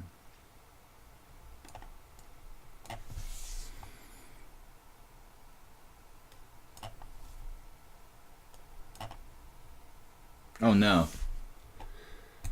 I basically want to trade a pair of bishops with his bishop pair. He played too fast.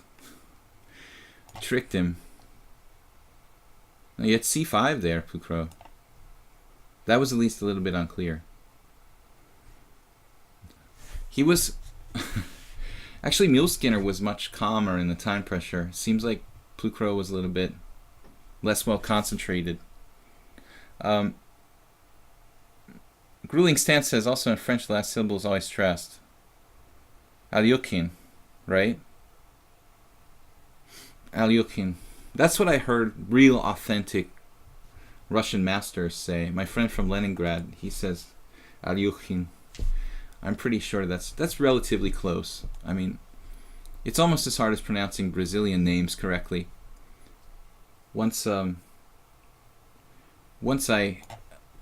was hanging out with the Brazilian Grandmaster Rafael Leitao and he literally like made me say his name for like 300 times, and no matter how many times I said it, and no matter how many times I tried to just infinitely, just a tiny bit change the way I pronounce it, he said no, it's wrong, it's wrong. I could never pronounce Raphael's name correctly. Even if I tried like a billion times, I would never be able to pronounce it in a true Portuguese, correct Portuguese way. Mios played f4, so we're going to play in d5.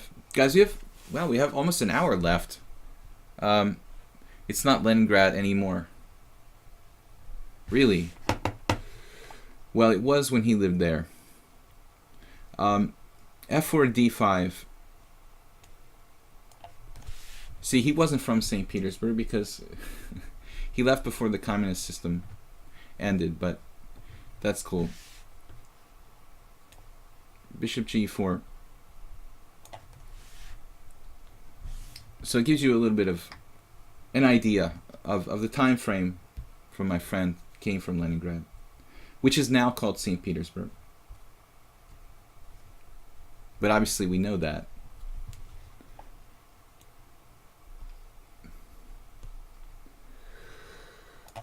Yeah, that's why they changed the name of the Leningrad Dutch to the St. Petersburg. We can just pretend the past never existed. E6.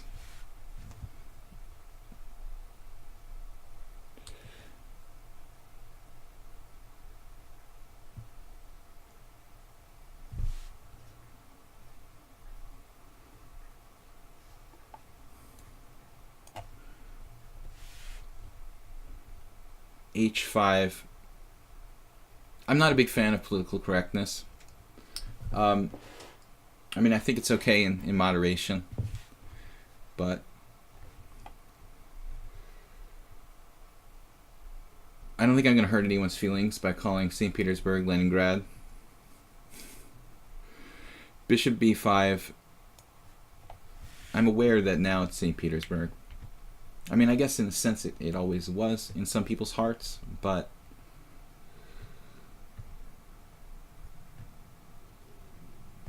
that's what I'm talking about.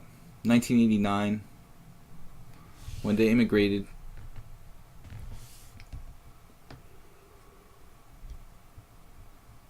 But I've heard him say Alyukin a lot. Alyukin. It's hard to say. I live in Hungary. There's a lot of words that are difficult to say for me, which are not easy, but we try to do the best.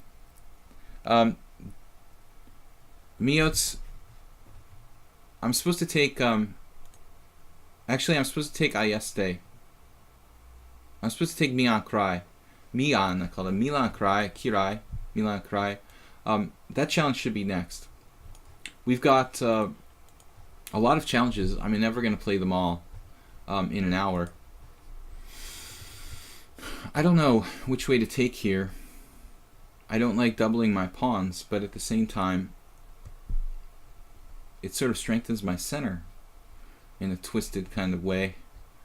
I guess we should take with the queen and keep the optimal pawn chain.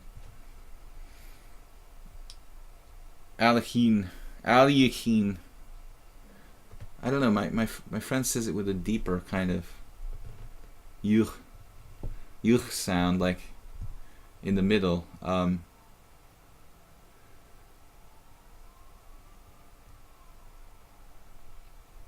Mios, what are you doing? I just realized he can't do that move. Let's talk about this a little bit. A lot of people don't play f4 because of this so-called Tal gambit, d5. I guess Tal played one game in this line, so they needed a name, and why not? But this is why probably most players play knight to c3. It's possible to play this with white. Once I lost a game to a Malaysian IM Mas in the one game I played in this variation, but not really because of the opening. I think this is just a good gambit line. So he played, instead of taking the pawn, e5. You see a lot of players go for this structure, but I think that It's kind of like a good... It's just a good advanced Caro-Kann for black, where the bishop can get outside the pawn chain. I mean, okay, it's playable for white, but it feels like white's a little overextended, has to be very cautious. I don't mean to slow roll Miotz here. He's just hanging his bishop on c1.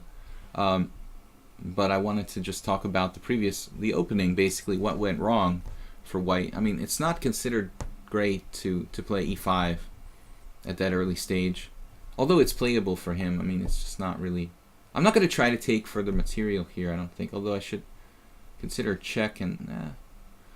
That's the thing sometimes. Should you take more material when you're up a piece? I mean, it's kind of greedy. I mean, maybe it's better to play bishop b4 check there.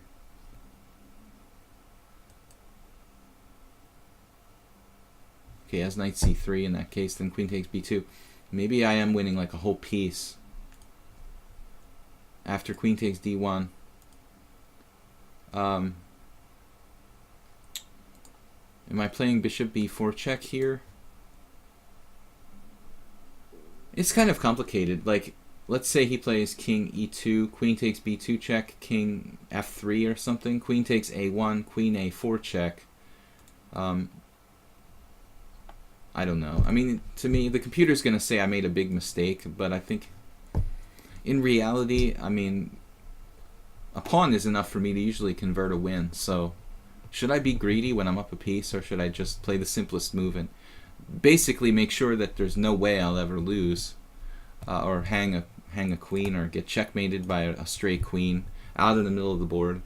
The computer will say I made a terrible inaccuracy, consciously deciding to trade queens when I'm up a piece, but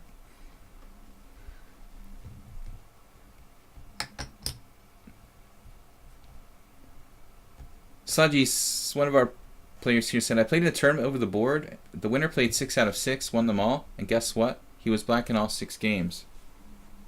How is that possible? Well, that's possible if your tournament was being run by a tournament director who was like not running the tournament according to international norms.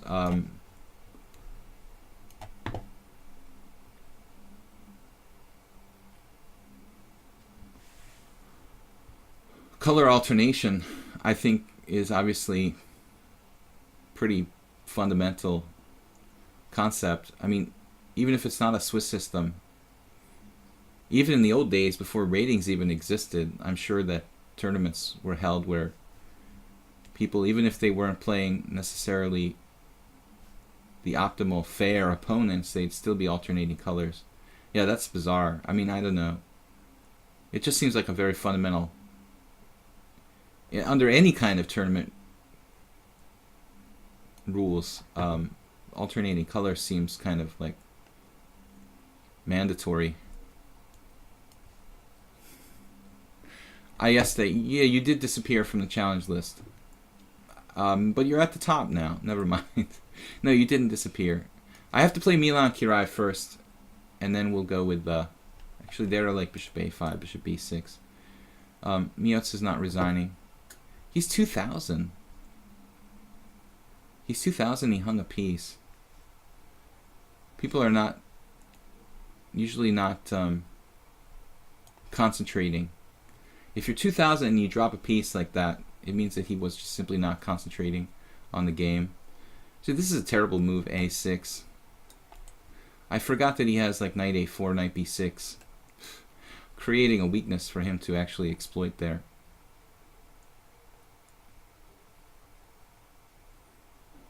Now I have to be pretty careful, actually.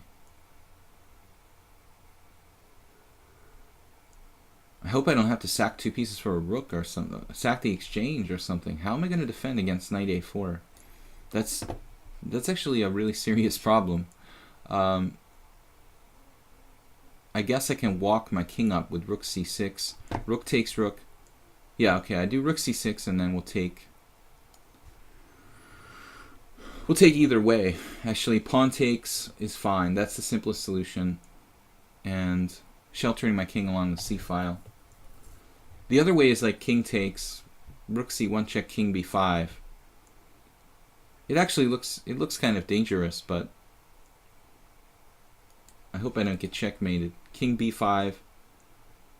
I would walk my king out temporarily into b5 and hopefully not get mated by some b3 and rook takes b7. Rook takes rook. Well, now it's just nothing for white. Yeah, you're still there at the top, I guess. They renamed St. Petersburg into Petrograd. Petrograd. It sounded too German at the time. So anyway, well, you never know where history will lead us in the future. Maybe they'll change it back or something. b5. It seems like history repeats itself a lot. Okay guys, I just want to remind everyone I have a YouTube channel, Video Chess Training on YouTube. I'm playing awful in this game, awfully, because I'm up a piece and I'm just kind of like, when will it be over? But I think last move I should have probably just traded rooks and taken on d4.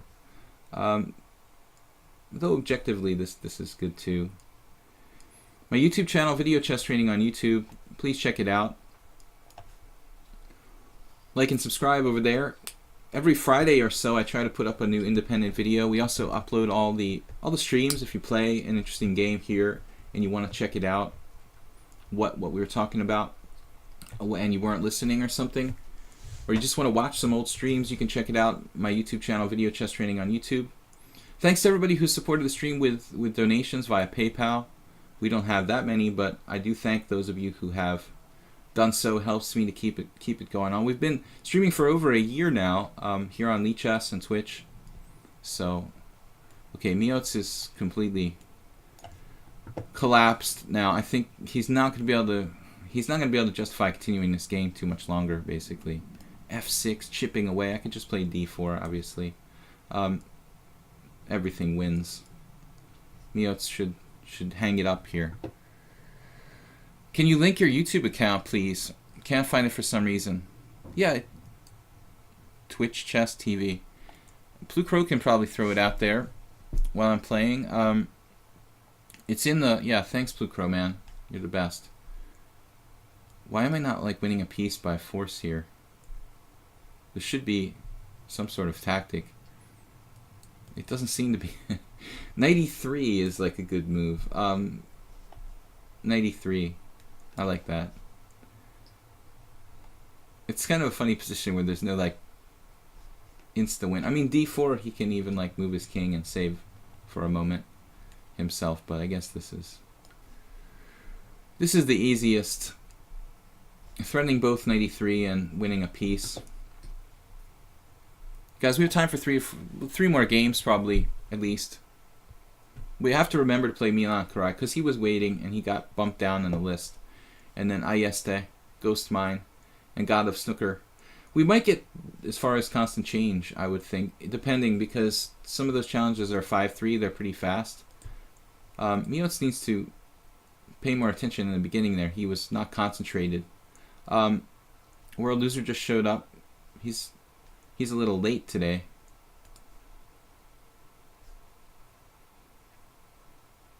So Milan Karai. I'm going to play my professional move order here, knight f3. Just went over our game and your comments. Happy you think I'm getting stronger. Mule Skinner, I mean, it's... The computer is kind of not that kind to your game. Like, it thought you were a tiny bit worse at some point in the opening, but I felt like you were playing really aggressively and strongly, you know? I mean... There's a difference between perfect chess and practical chess that might, you know, that might be better in a practical setting. Like your move h4, I think is a very strong move for a player who's trying to play for a win. The computer doesn't really like it because it's kind of weakening, But at the same time, it may be, in fact, White's best practical try to actually win the game, and it almost worked. So, yeah, I mean, I feel like you're playing stronger, you're playing faster. You almost feel like a different player. I mean, you were always tough, but it seems like lately you've gotten faster and tougher. And I can't believe I have the overwhelming score that I do, because you've always been tough, but it's getting even tougher. I felt like I was playing a master of this game. And yesterday you played rock solid in a game without tactics. I think I had the same game recently against Norbert Lorand. And actually Norbert had a knight going back to c7. That was slightly different. Alright. That was more like a Rubinstein system with c5 and knight c7. I think I had this game against Tibor Fogarashi once. This particular variation. Not dangerous for black. It's I don't know if I'm better than d3. You know, that's a big question. I mean, d4 is definitely a move, and I don't know if it's better. It seems kind of fragile to play d4. That pawn could come under attack. I don't like to play these structures with d4, e3 that much. Against the Grunfeld, I've had some bad results. So I played this more compact structure like an English opening. Now I don't know. Bishop e3, e5 is probably theory. The advantage of bishop d2 might be that sometimes I can play e3. But it's less actively placed than on e3. I'm really not sure. Bishop e3, e5. Or bishop d2. In any case, black should be equal here in this kind of variation. I think this is a professional setup for black. You know, e5. Fogarashi is a Hungarian GM. He's quite a good Grunfeld player, and I'm pretty sure we had this. He may not be the strongest grandmaster in the world, but he's written a lot of articles for New in Chess, and he really knows theory extremely well. I'm pretty sure we had this line with e5. Bishop e6. Sorry, bishop e3, e5. Then White's plan is not that clear. And then bishop d2 is the other move. But bishop d2 is pretty passive.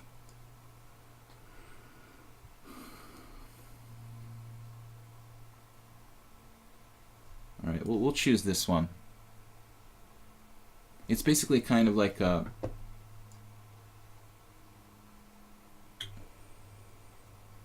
what to call this? A reverse dragon. A fianchetto dragon reversed. Fianchetto. How many hours chess do you think it took to become an IM? A lot. I mean, for me, a lot. Some people are much more talented. I'm sure that Vishy Anand type of people take a lot less hours than some. I was a slow, slow but steady improver. I worked my way up gradually. I was 1200, then I was 1400, then I was 1600, then I was 1800, 2000, 22, 24, almost 25, over 25 US. And then I kind of bottomed out when I reached, not bottomed out, but I reached a plateau at 2500 US, 2460 FIDE. Then my life went to hell. But seriously, how many hours? I don't know. I spent a lot of time on the game. I'm not a massive natural talent. I think for me it was just steady and consistent, putting time into it. I played a lot though. I have a lot of tournament hours logged, very many. Probably like 2,000 tournament games. I don't have a count, but if you count like the games in the database, it probably only comes up with like 500. But I mean, there's just tons of club games and random tournament games that aren't in the database.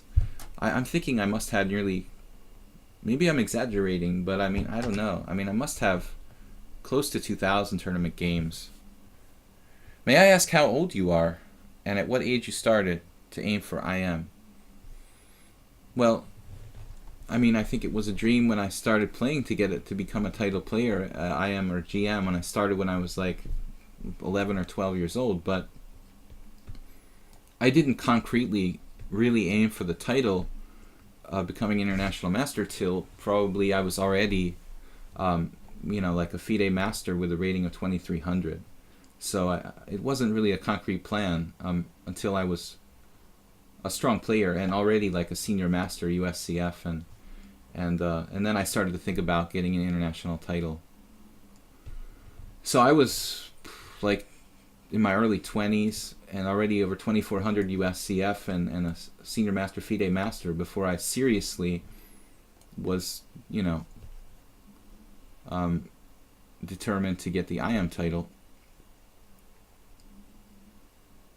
I'm now 39, perpetually 39. My age will never change. I will remain 39 forever.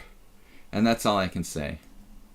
Alright, now here we eliminated that bishop on g7, and his queen is placed sort of suspiciously at c8. We also have a stronger center. I mean, I could play for d4 at some point. I've also had games like b3, queen b2. Another Paschall Fugarashi game probably featured something, maybe the same game, I'm not sure. This transfer of the queen over to like b2 is an idea I've had in these type of variations. I'm not sure that Milan Karai has played this really, optimally. Tibor would sometimes throw the a pawn down the board. That's a very good way for black to get counterplay. Other games I had with Fugarashi involving, rook a5, counterplay like laterally. A4, a5, if you don't have c5 and e5 breaks like are typical in the Grunfeld, this grabbing space is actually not a bad strategy. So short of an actual pawn break, black can kind of get activity by playing a4, a5, a3. And speaking of Fugarashi and Hungarian chess players, there's actually a long-running kind of tradition here in Hungary to play the Grunfeld. It started with like András Dorian and some players of his generation in the 80s, and then it continued on and continued with like Leko and other players who studied the Grunfeld heavily. But it seems like now the opening's actually the Hungarian traditions. Pinter too. Pinter even had a variation named after him, I think, in the Russian systems, but with queen b3. But now it seems like in Hungary, like the Grunfeld's kind of like gone. It's like just gone out of fashion. It's still played, but it was really like a Hungarian opening specialty for a while. Seems like not as much anymore. Right, Sleepy Mario. That's some people call it, I guess, the Pinter variation. Jozef actually I know, and we actually had some training sessions together. He's around. He's a good guy, kind of normal guy. It's really easy to sit down and talk to him, have a beer with him. Okay, knight c4, queen c2, or queen. Actually, we've got multiple paths for this guy.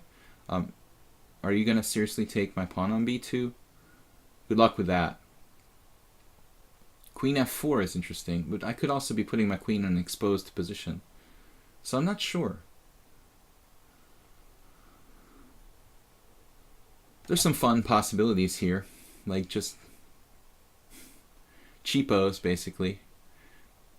Don't even think about taking my b-pawn.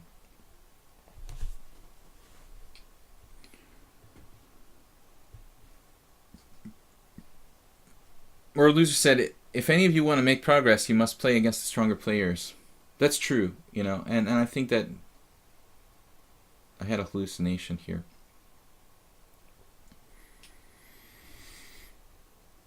But anyway, I was actually hallucinating I could play queen b4. But anyway, it doesn't matter. I don't need queen b4 to trap his knight. World Loser is probably right, but it's like the organizer of First Saturday tournaments here in Hungary always sings the song of, give and take. That's what the world is about, right? Give and take. So you have to give and you have to take, and it has to be like kind of like, mutual. So it's about giving and taking back. I would see people like online chess challenging like only playing players who are 300 points higher, I mean, that's kind of like not really karmatically cool. I mean, you have to be willing to play weaker players too. But you should strive to play. I think to be fair, you have to play weaker players too. You can't always play just stronger players. And I'm not sure that's good for your game, to only play stronger players. I think that would artificially make you afraid. Like, I was afraid to play computers, If you play computers all the time, it starts to modify your style, and you start to play like you're scared.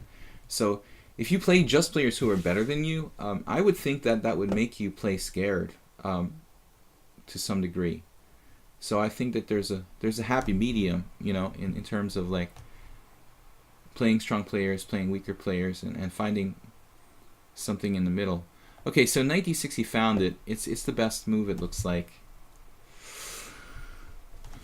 Yeah, I was hoping he would do something stupid.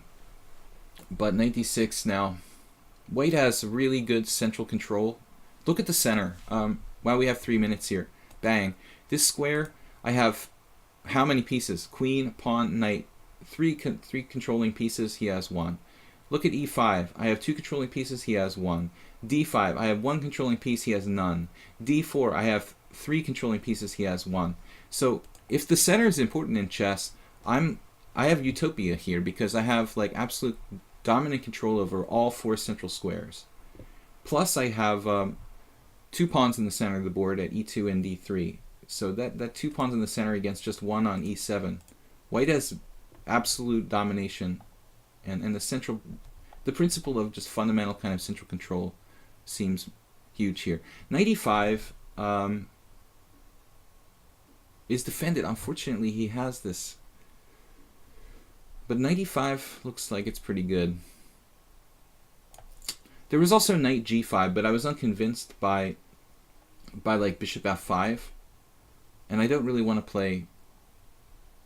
Maybe I had knight g5. He also has crazy moves like e5 though. I have to be careful. But maybe I had knight g5 followed by g4. It's not clear though. This looks a bit cleaner to me, and this knight is obviously coming under massive threat. He's gonna drop a pawn here at the very least. We're taking e7 away. And then there's mate on h8 if he tries to play. So I guess this is just the simplest way to play this position. He never really solved his opening problems. And the central squares. Knight g5 was very interesting. So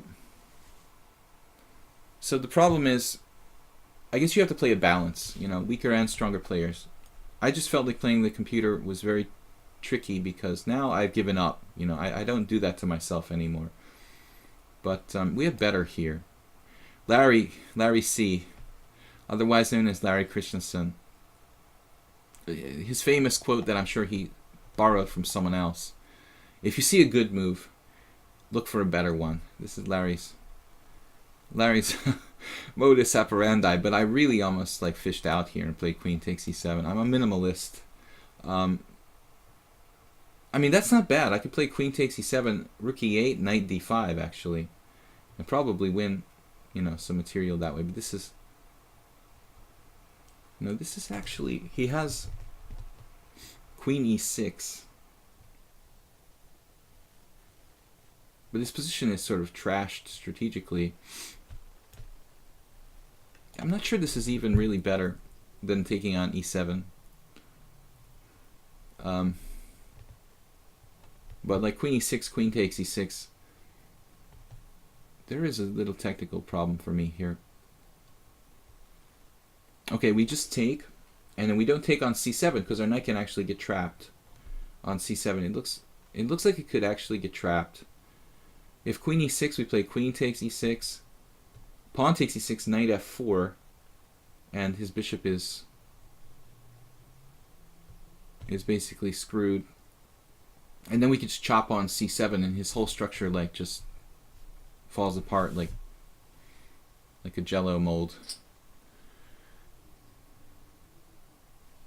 Gorky88 said I was down. Don't really know what you're talking about. I'm a philosopher. No, I'm not. I'm not really a philosopher, but I think that's part of chess. Psychology, philosophy. Milan Kurai. This game's all about the center, man. Chess is easy. Just pay attention to the principles. He just resigned, but I mean, the best move is probably queen takes e6. It likes knight takes e7. Oh no. I mean, I have some tactics with, oh, sick, like this. I didn't see this, obviously. Check, check, and I didn't see the follow-up here, but I actually went a rook on a8, it looks like. The computer wants to go here. This is pretty clear. He has to play rook d7, and he loses his a8 rook. I didn't even see this variation. It's not really necessary. Alright, so Milan Kurai.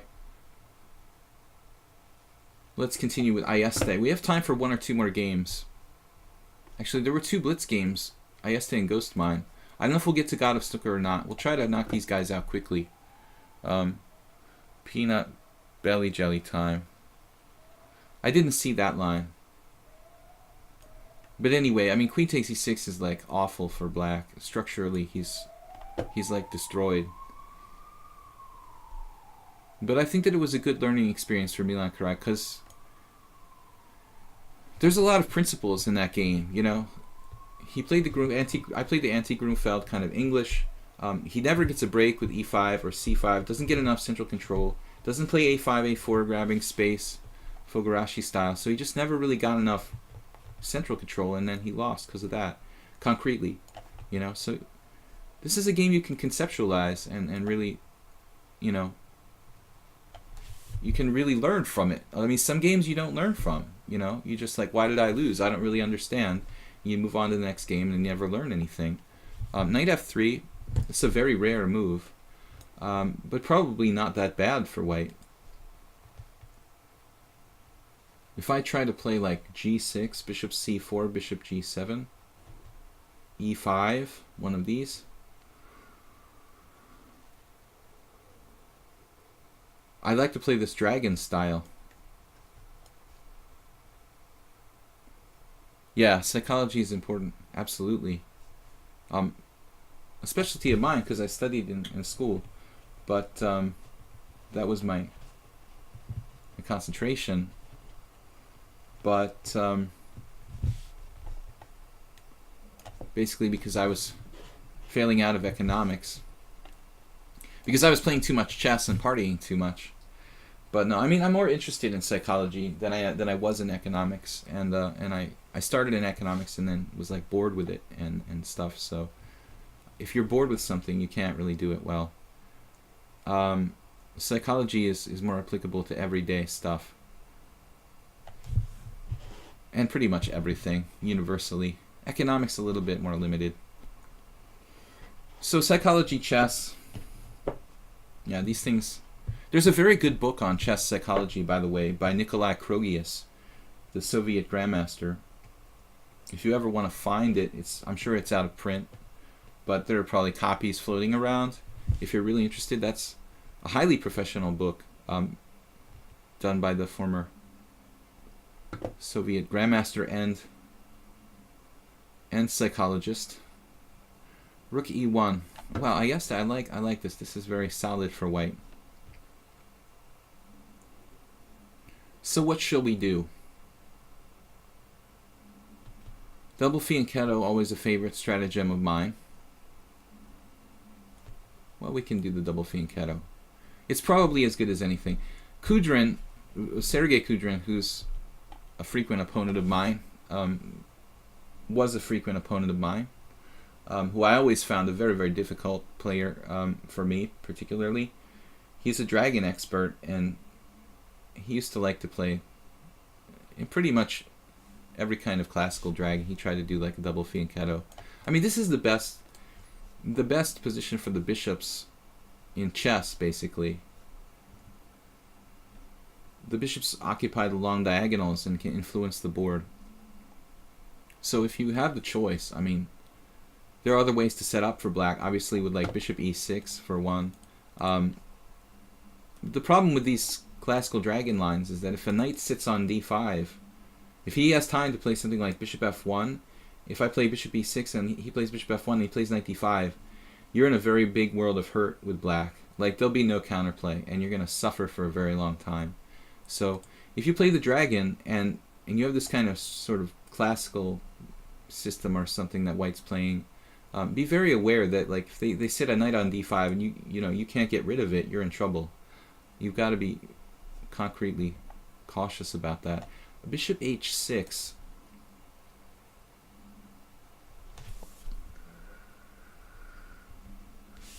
Overrated. Stuff like rook e8 can be overrated. Sometimes it's not worth wasting time with stuff like rook e8 and bishop h8 to keep your dragon bishop. I'm really thinking about it here. I don't know that I should necessarily bother with that. Other plans, though, what are we looking at here? Knight g4. Probably knight g4. And then the bishop f4. Black is okay, but white is okay too. In this position, it's not so easy. Rook c8 maybe? Allowing bishop h6. Trying to set up pressure on his position. With like knight a5 maybe. Okay, let's play this classically. I mean, rook c8. If he wants to do bishop h6, that's him, his business. It's costing him time. We could try to set up, the classic dragon exchange sacrifice with rook takes c3. I have a hell of a time drawing arrows lately on lichess. I think my mouse. I think to be balanced, you should play both stronger and weaker opponents. Maybe more stronger opponents, or a little bit more, 60% stronger opponents and like 40% weaker opponents. But you need to know how to beat weaker opponents too. That's a skill. Beating weak opponents is a definite specialty skill that a lot of strong players are expert in. They're like rabbit basher. We call them rabbit bashers, and they're specialists in beating weak players. In my region, in the United States, in New England, there was a legendary, he's still alive, a legendary Master John Curdo, he's like one of the all-time greatest rabbit bashers, in existence. Against strong players, he didn't do that well, but as far as like taking out anybody who was like under 2400, he was like expert. He would just smash them into little pieces, game after game. It's a special skill. You've got to master as well. Bishop h6, Ayeste. We lost to Ayeste. That's interesting. We've only played him once and we lost. Oh, that's Erdekesh, as we say in Hungarian. I didn't realize you were a guy who beat me the one game we played. Alright, let's try knight e5. This is a solid move. I was thinking about knight a5, but it's actually leaving the center. If I had realized that I lost my one game against Ayeste, I probably would have handled this differently.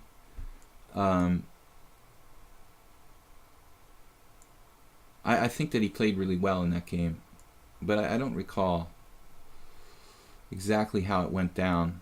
Oh, no, I do recall. Okay, it wasn't that long ago. I was winning, but he was fast, and I got into kind of complicated situation where I missed really strong moves, and yeah. Alright, he plays very solidly. Now, we're a tiny bit better, but the double pawns are a serious handicap as far as black, like, actually winning the game. It's going to be kind of tricky.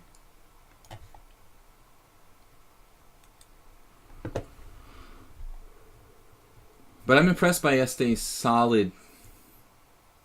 solidity. Also in the other game against me, I think it was e4, e5. No, it was a Rossolimo actually. Wow, so he's got multiple weapons. Last time he played the Rossolimo instead of d4. Flexible. Multiple things he can play with white. Now knight d5. Okay, there's no threat concretely, and I can play knight c5, obviously putting pressure on his position. e7 is not with check, so we can temporarily give that back to reach a really good rook ending. Obviously, that's certainly the minimum for black. Would be that this bishop is bad. I don't know. This just feels like a computer kind of would probably hold a draw with white somehow, like a really strong defensive player or a computer, but it's unpleasant. You know, I would expect to beat most people somehow with a slight advantage here with black. But I'm not sure that I played this really optimally. Now he took on e7, which I think is a mistake. This gives me a really, really simple, easy to play endgame advantage. Knight d5, bishop takes d5, pawn takes d5, knight takes d3, pawn takes d3, rook takes d5. And it's like torturous and unpleasant for white, you know, to the point where it's unlikely he's going to save this. Maybe. Now I'm threatening rook on the 7th. He has back rank weaknesses, a concrete weakness on d3. My king is closer to the center. You know, most people I'm going to beat here. If I get one more advantage of some kind, it's over. If he has another weakness, or it's really, this is a very tough ending. I'm actually not threatening to really take, you know, so I'm not sure he should do that. You know, maybe, okay, not an easy position to defend. But now I have rook on the 7th, which looks, this looks fatal, basically. Like two weaknesses.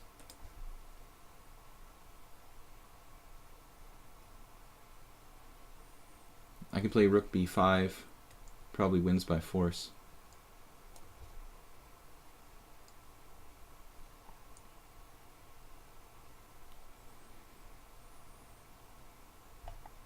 Yeah, we got rook on the 7th and we're a pawn up. It's and another weakness. An easy win for black. Now this. He should try for active counterplay here, but there's really nothing to do. Like rook c1 doesn't help. I have like an ideal position. There's no way to defend. It looks like we'll have like one or two more games after this. Technically speaking, I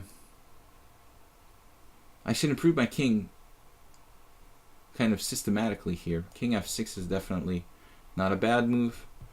Ayeste, I think that you were fine, you know, and what was the critical mistake? Like, well, after this position, what's the deal here?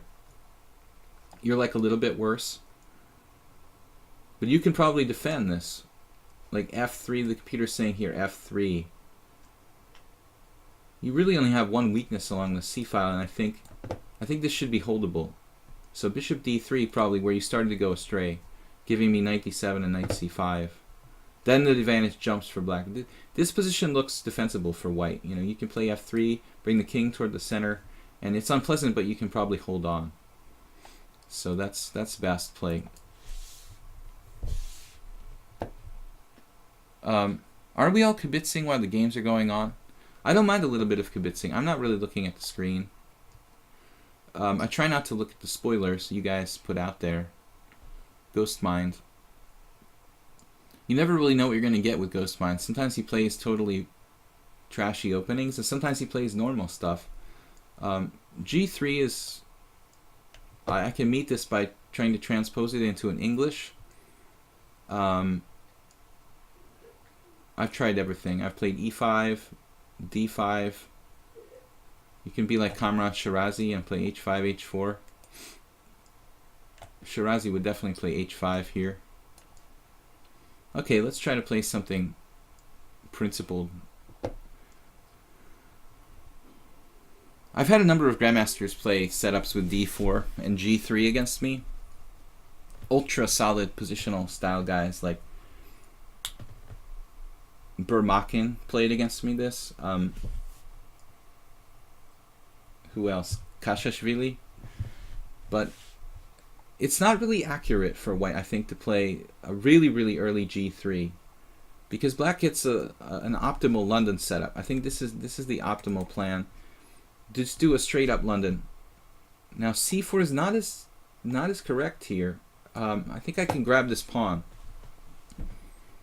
You know, this is how he's had to play d4, e3. That's not really ideal. I probably could play e5 in this position.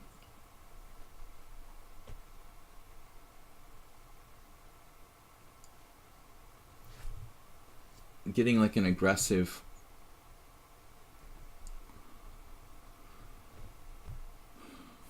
I would be most concerned about e5, d takes e, queen takes d1, king takes d1. I'm not sure. It's a blitz game. I guess I just have to pick a plan. There's also queen d5 here, come to think of it.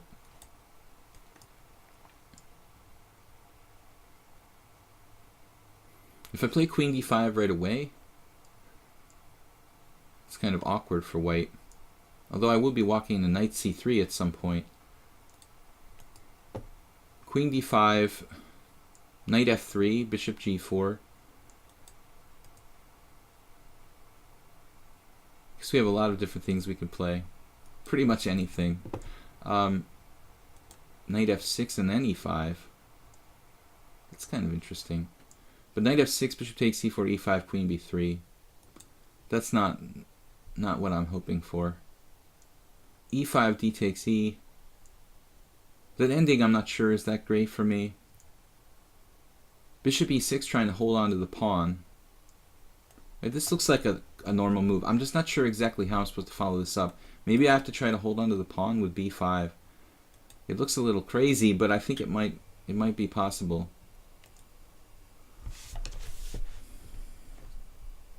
For a new player, would you recommend knowing one opening really well or learning a variety of openings superficially? I don't think that learning a variety is necessarily good. I would think like maybe learning 2 openings would be better than 1, but not a variety. Variety is probably too much. And I think the opening should be relatively low on the list of priorities. It should be a priority, but I know some players who just they're too obsessed with studying openings, you know, and it's probably best to put some emphasis on openings, but the greater importance should be on middle game and end game. With you know, if we had to divide it into percentages, you know, like 60% of your focus should be on just middle game and kind of like strategy, maybe like 20% on end game, 20% on opening. Opening is a little bit like easier to learn and fun because it's fun to learn all these different openings and stuff. So people become kind of obsessed with openings in a lot of cases.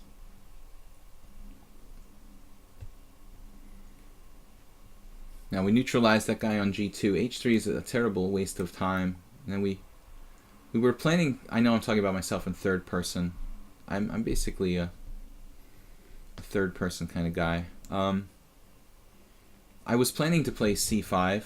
I know that can be, the third person was annoying someone earlier, so I'll stop with that. It's just funny. I'm just joking around.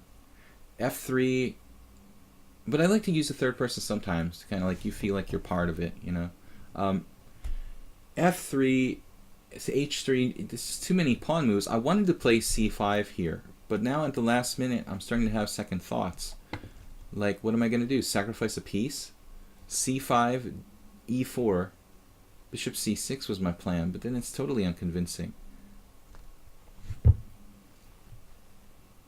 No, I didn't really think he would play f3. I didn't think he would pull the trigger on that move. So now what am I going to do?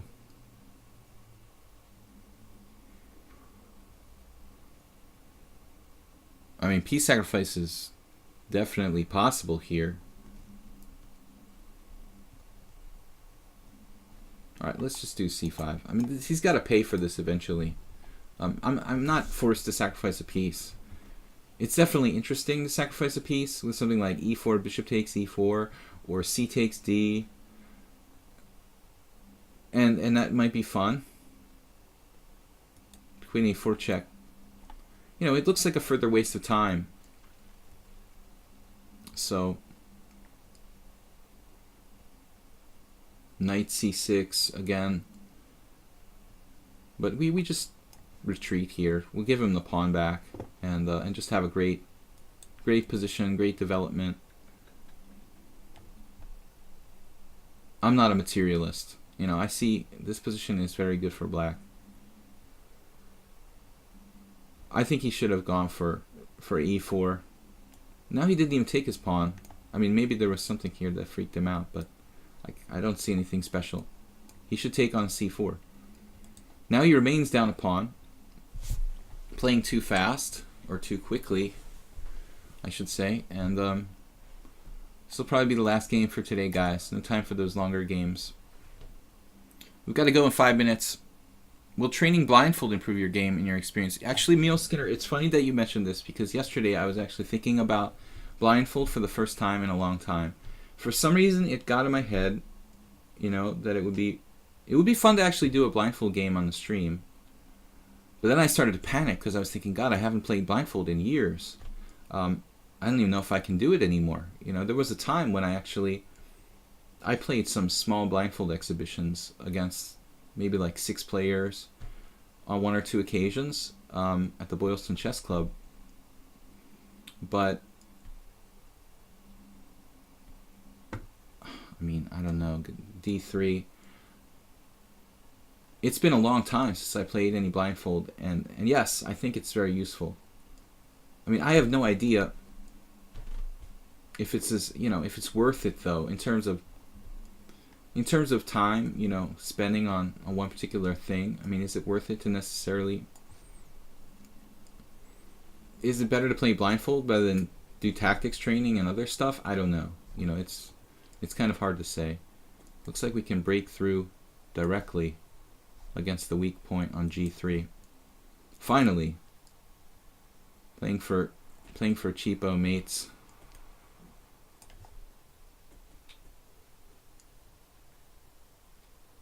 This is a position only Grandmaster Pavel Blatny would love. He's a survivor who likes to play very strange openings. Once he did a similar king walk against me in a Nimzovich Larson opening. Almost lived to tell the tale.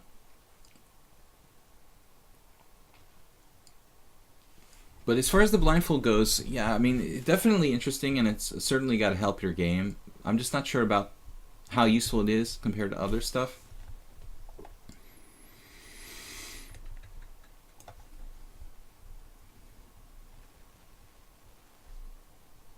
I know that like Timur Gariev has turned it into his personal calling card, Koltanowski, kind of Koltanowski inspired. But I think for Gariev, it's kind of like a, you know, he wants to be famous as the blindfold king, because as a grandmaster, he's just another 2600. Wow, that bishop's hanging, and I didn't notice. I started to just say, okay, I've got to move very, very fast, and stop paying attention to what white's doing. But bishop e2, I could take it, but it's not a great piece, you know. I don't need that. Yeah, this bishop's not going anywhere. Why bother taking it? I'd rather play for mate.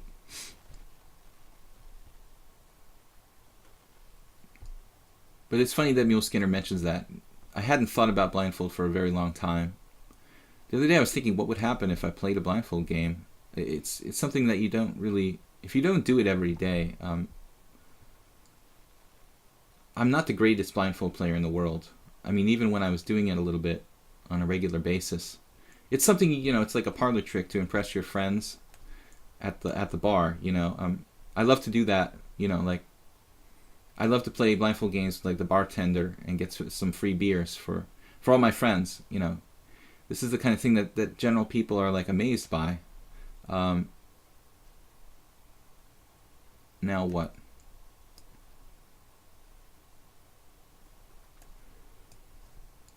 I'm still not interested in your bishop. We're just checking. We'll take it with a knight.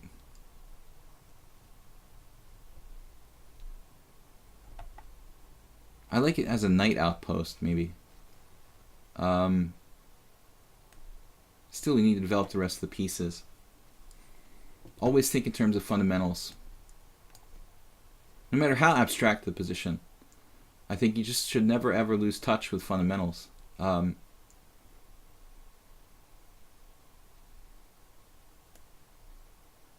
Yeah, that's actually a mistake to play knight f4. Because he has e5 there. I guess it wouldn't have mattered though, it's kind of a transposition. I want to get down here. I'm sure that I have faster ways to win this game. But I never let him off the hook.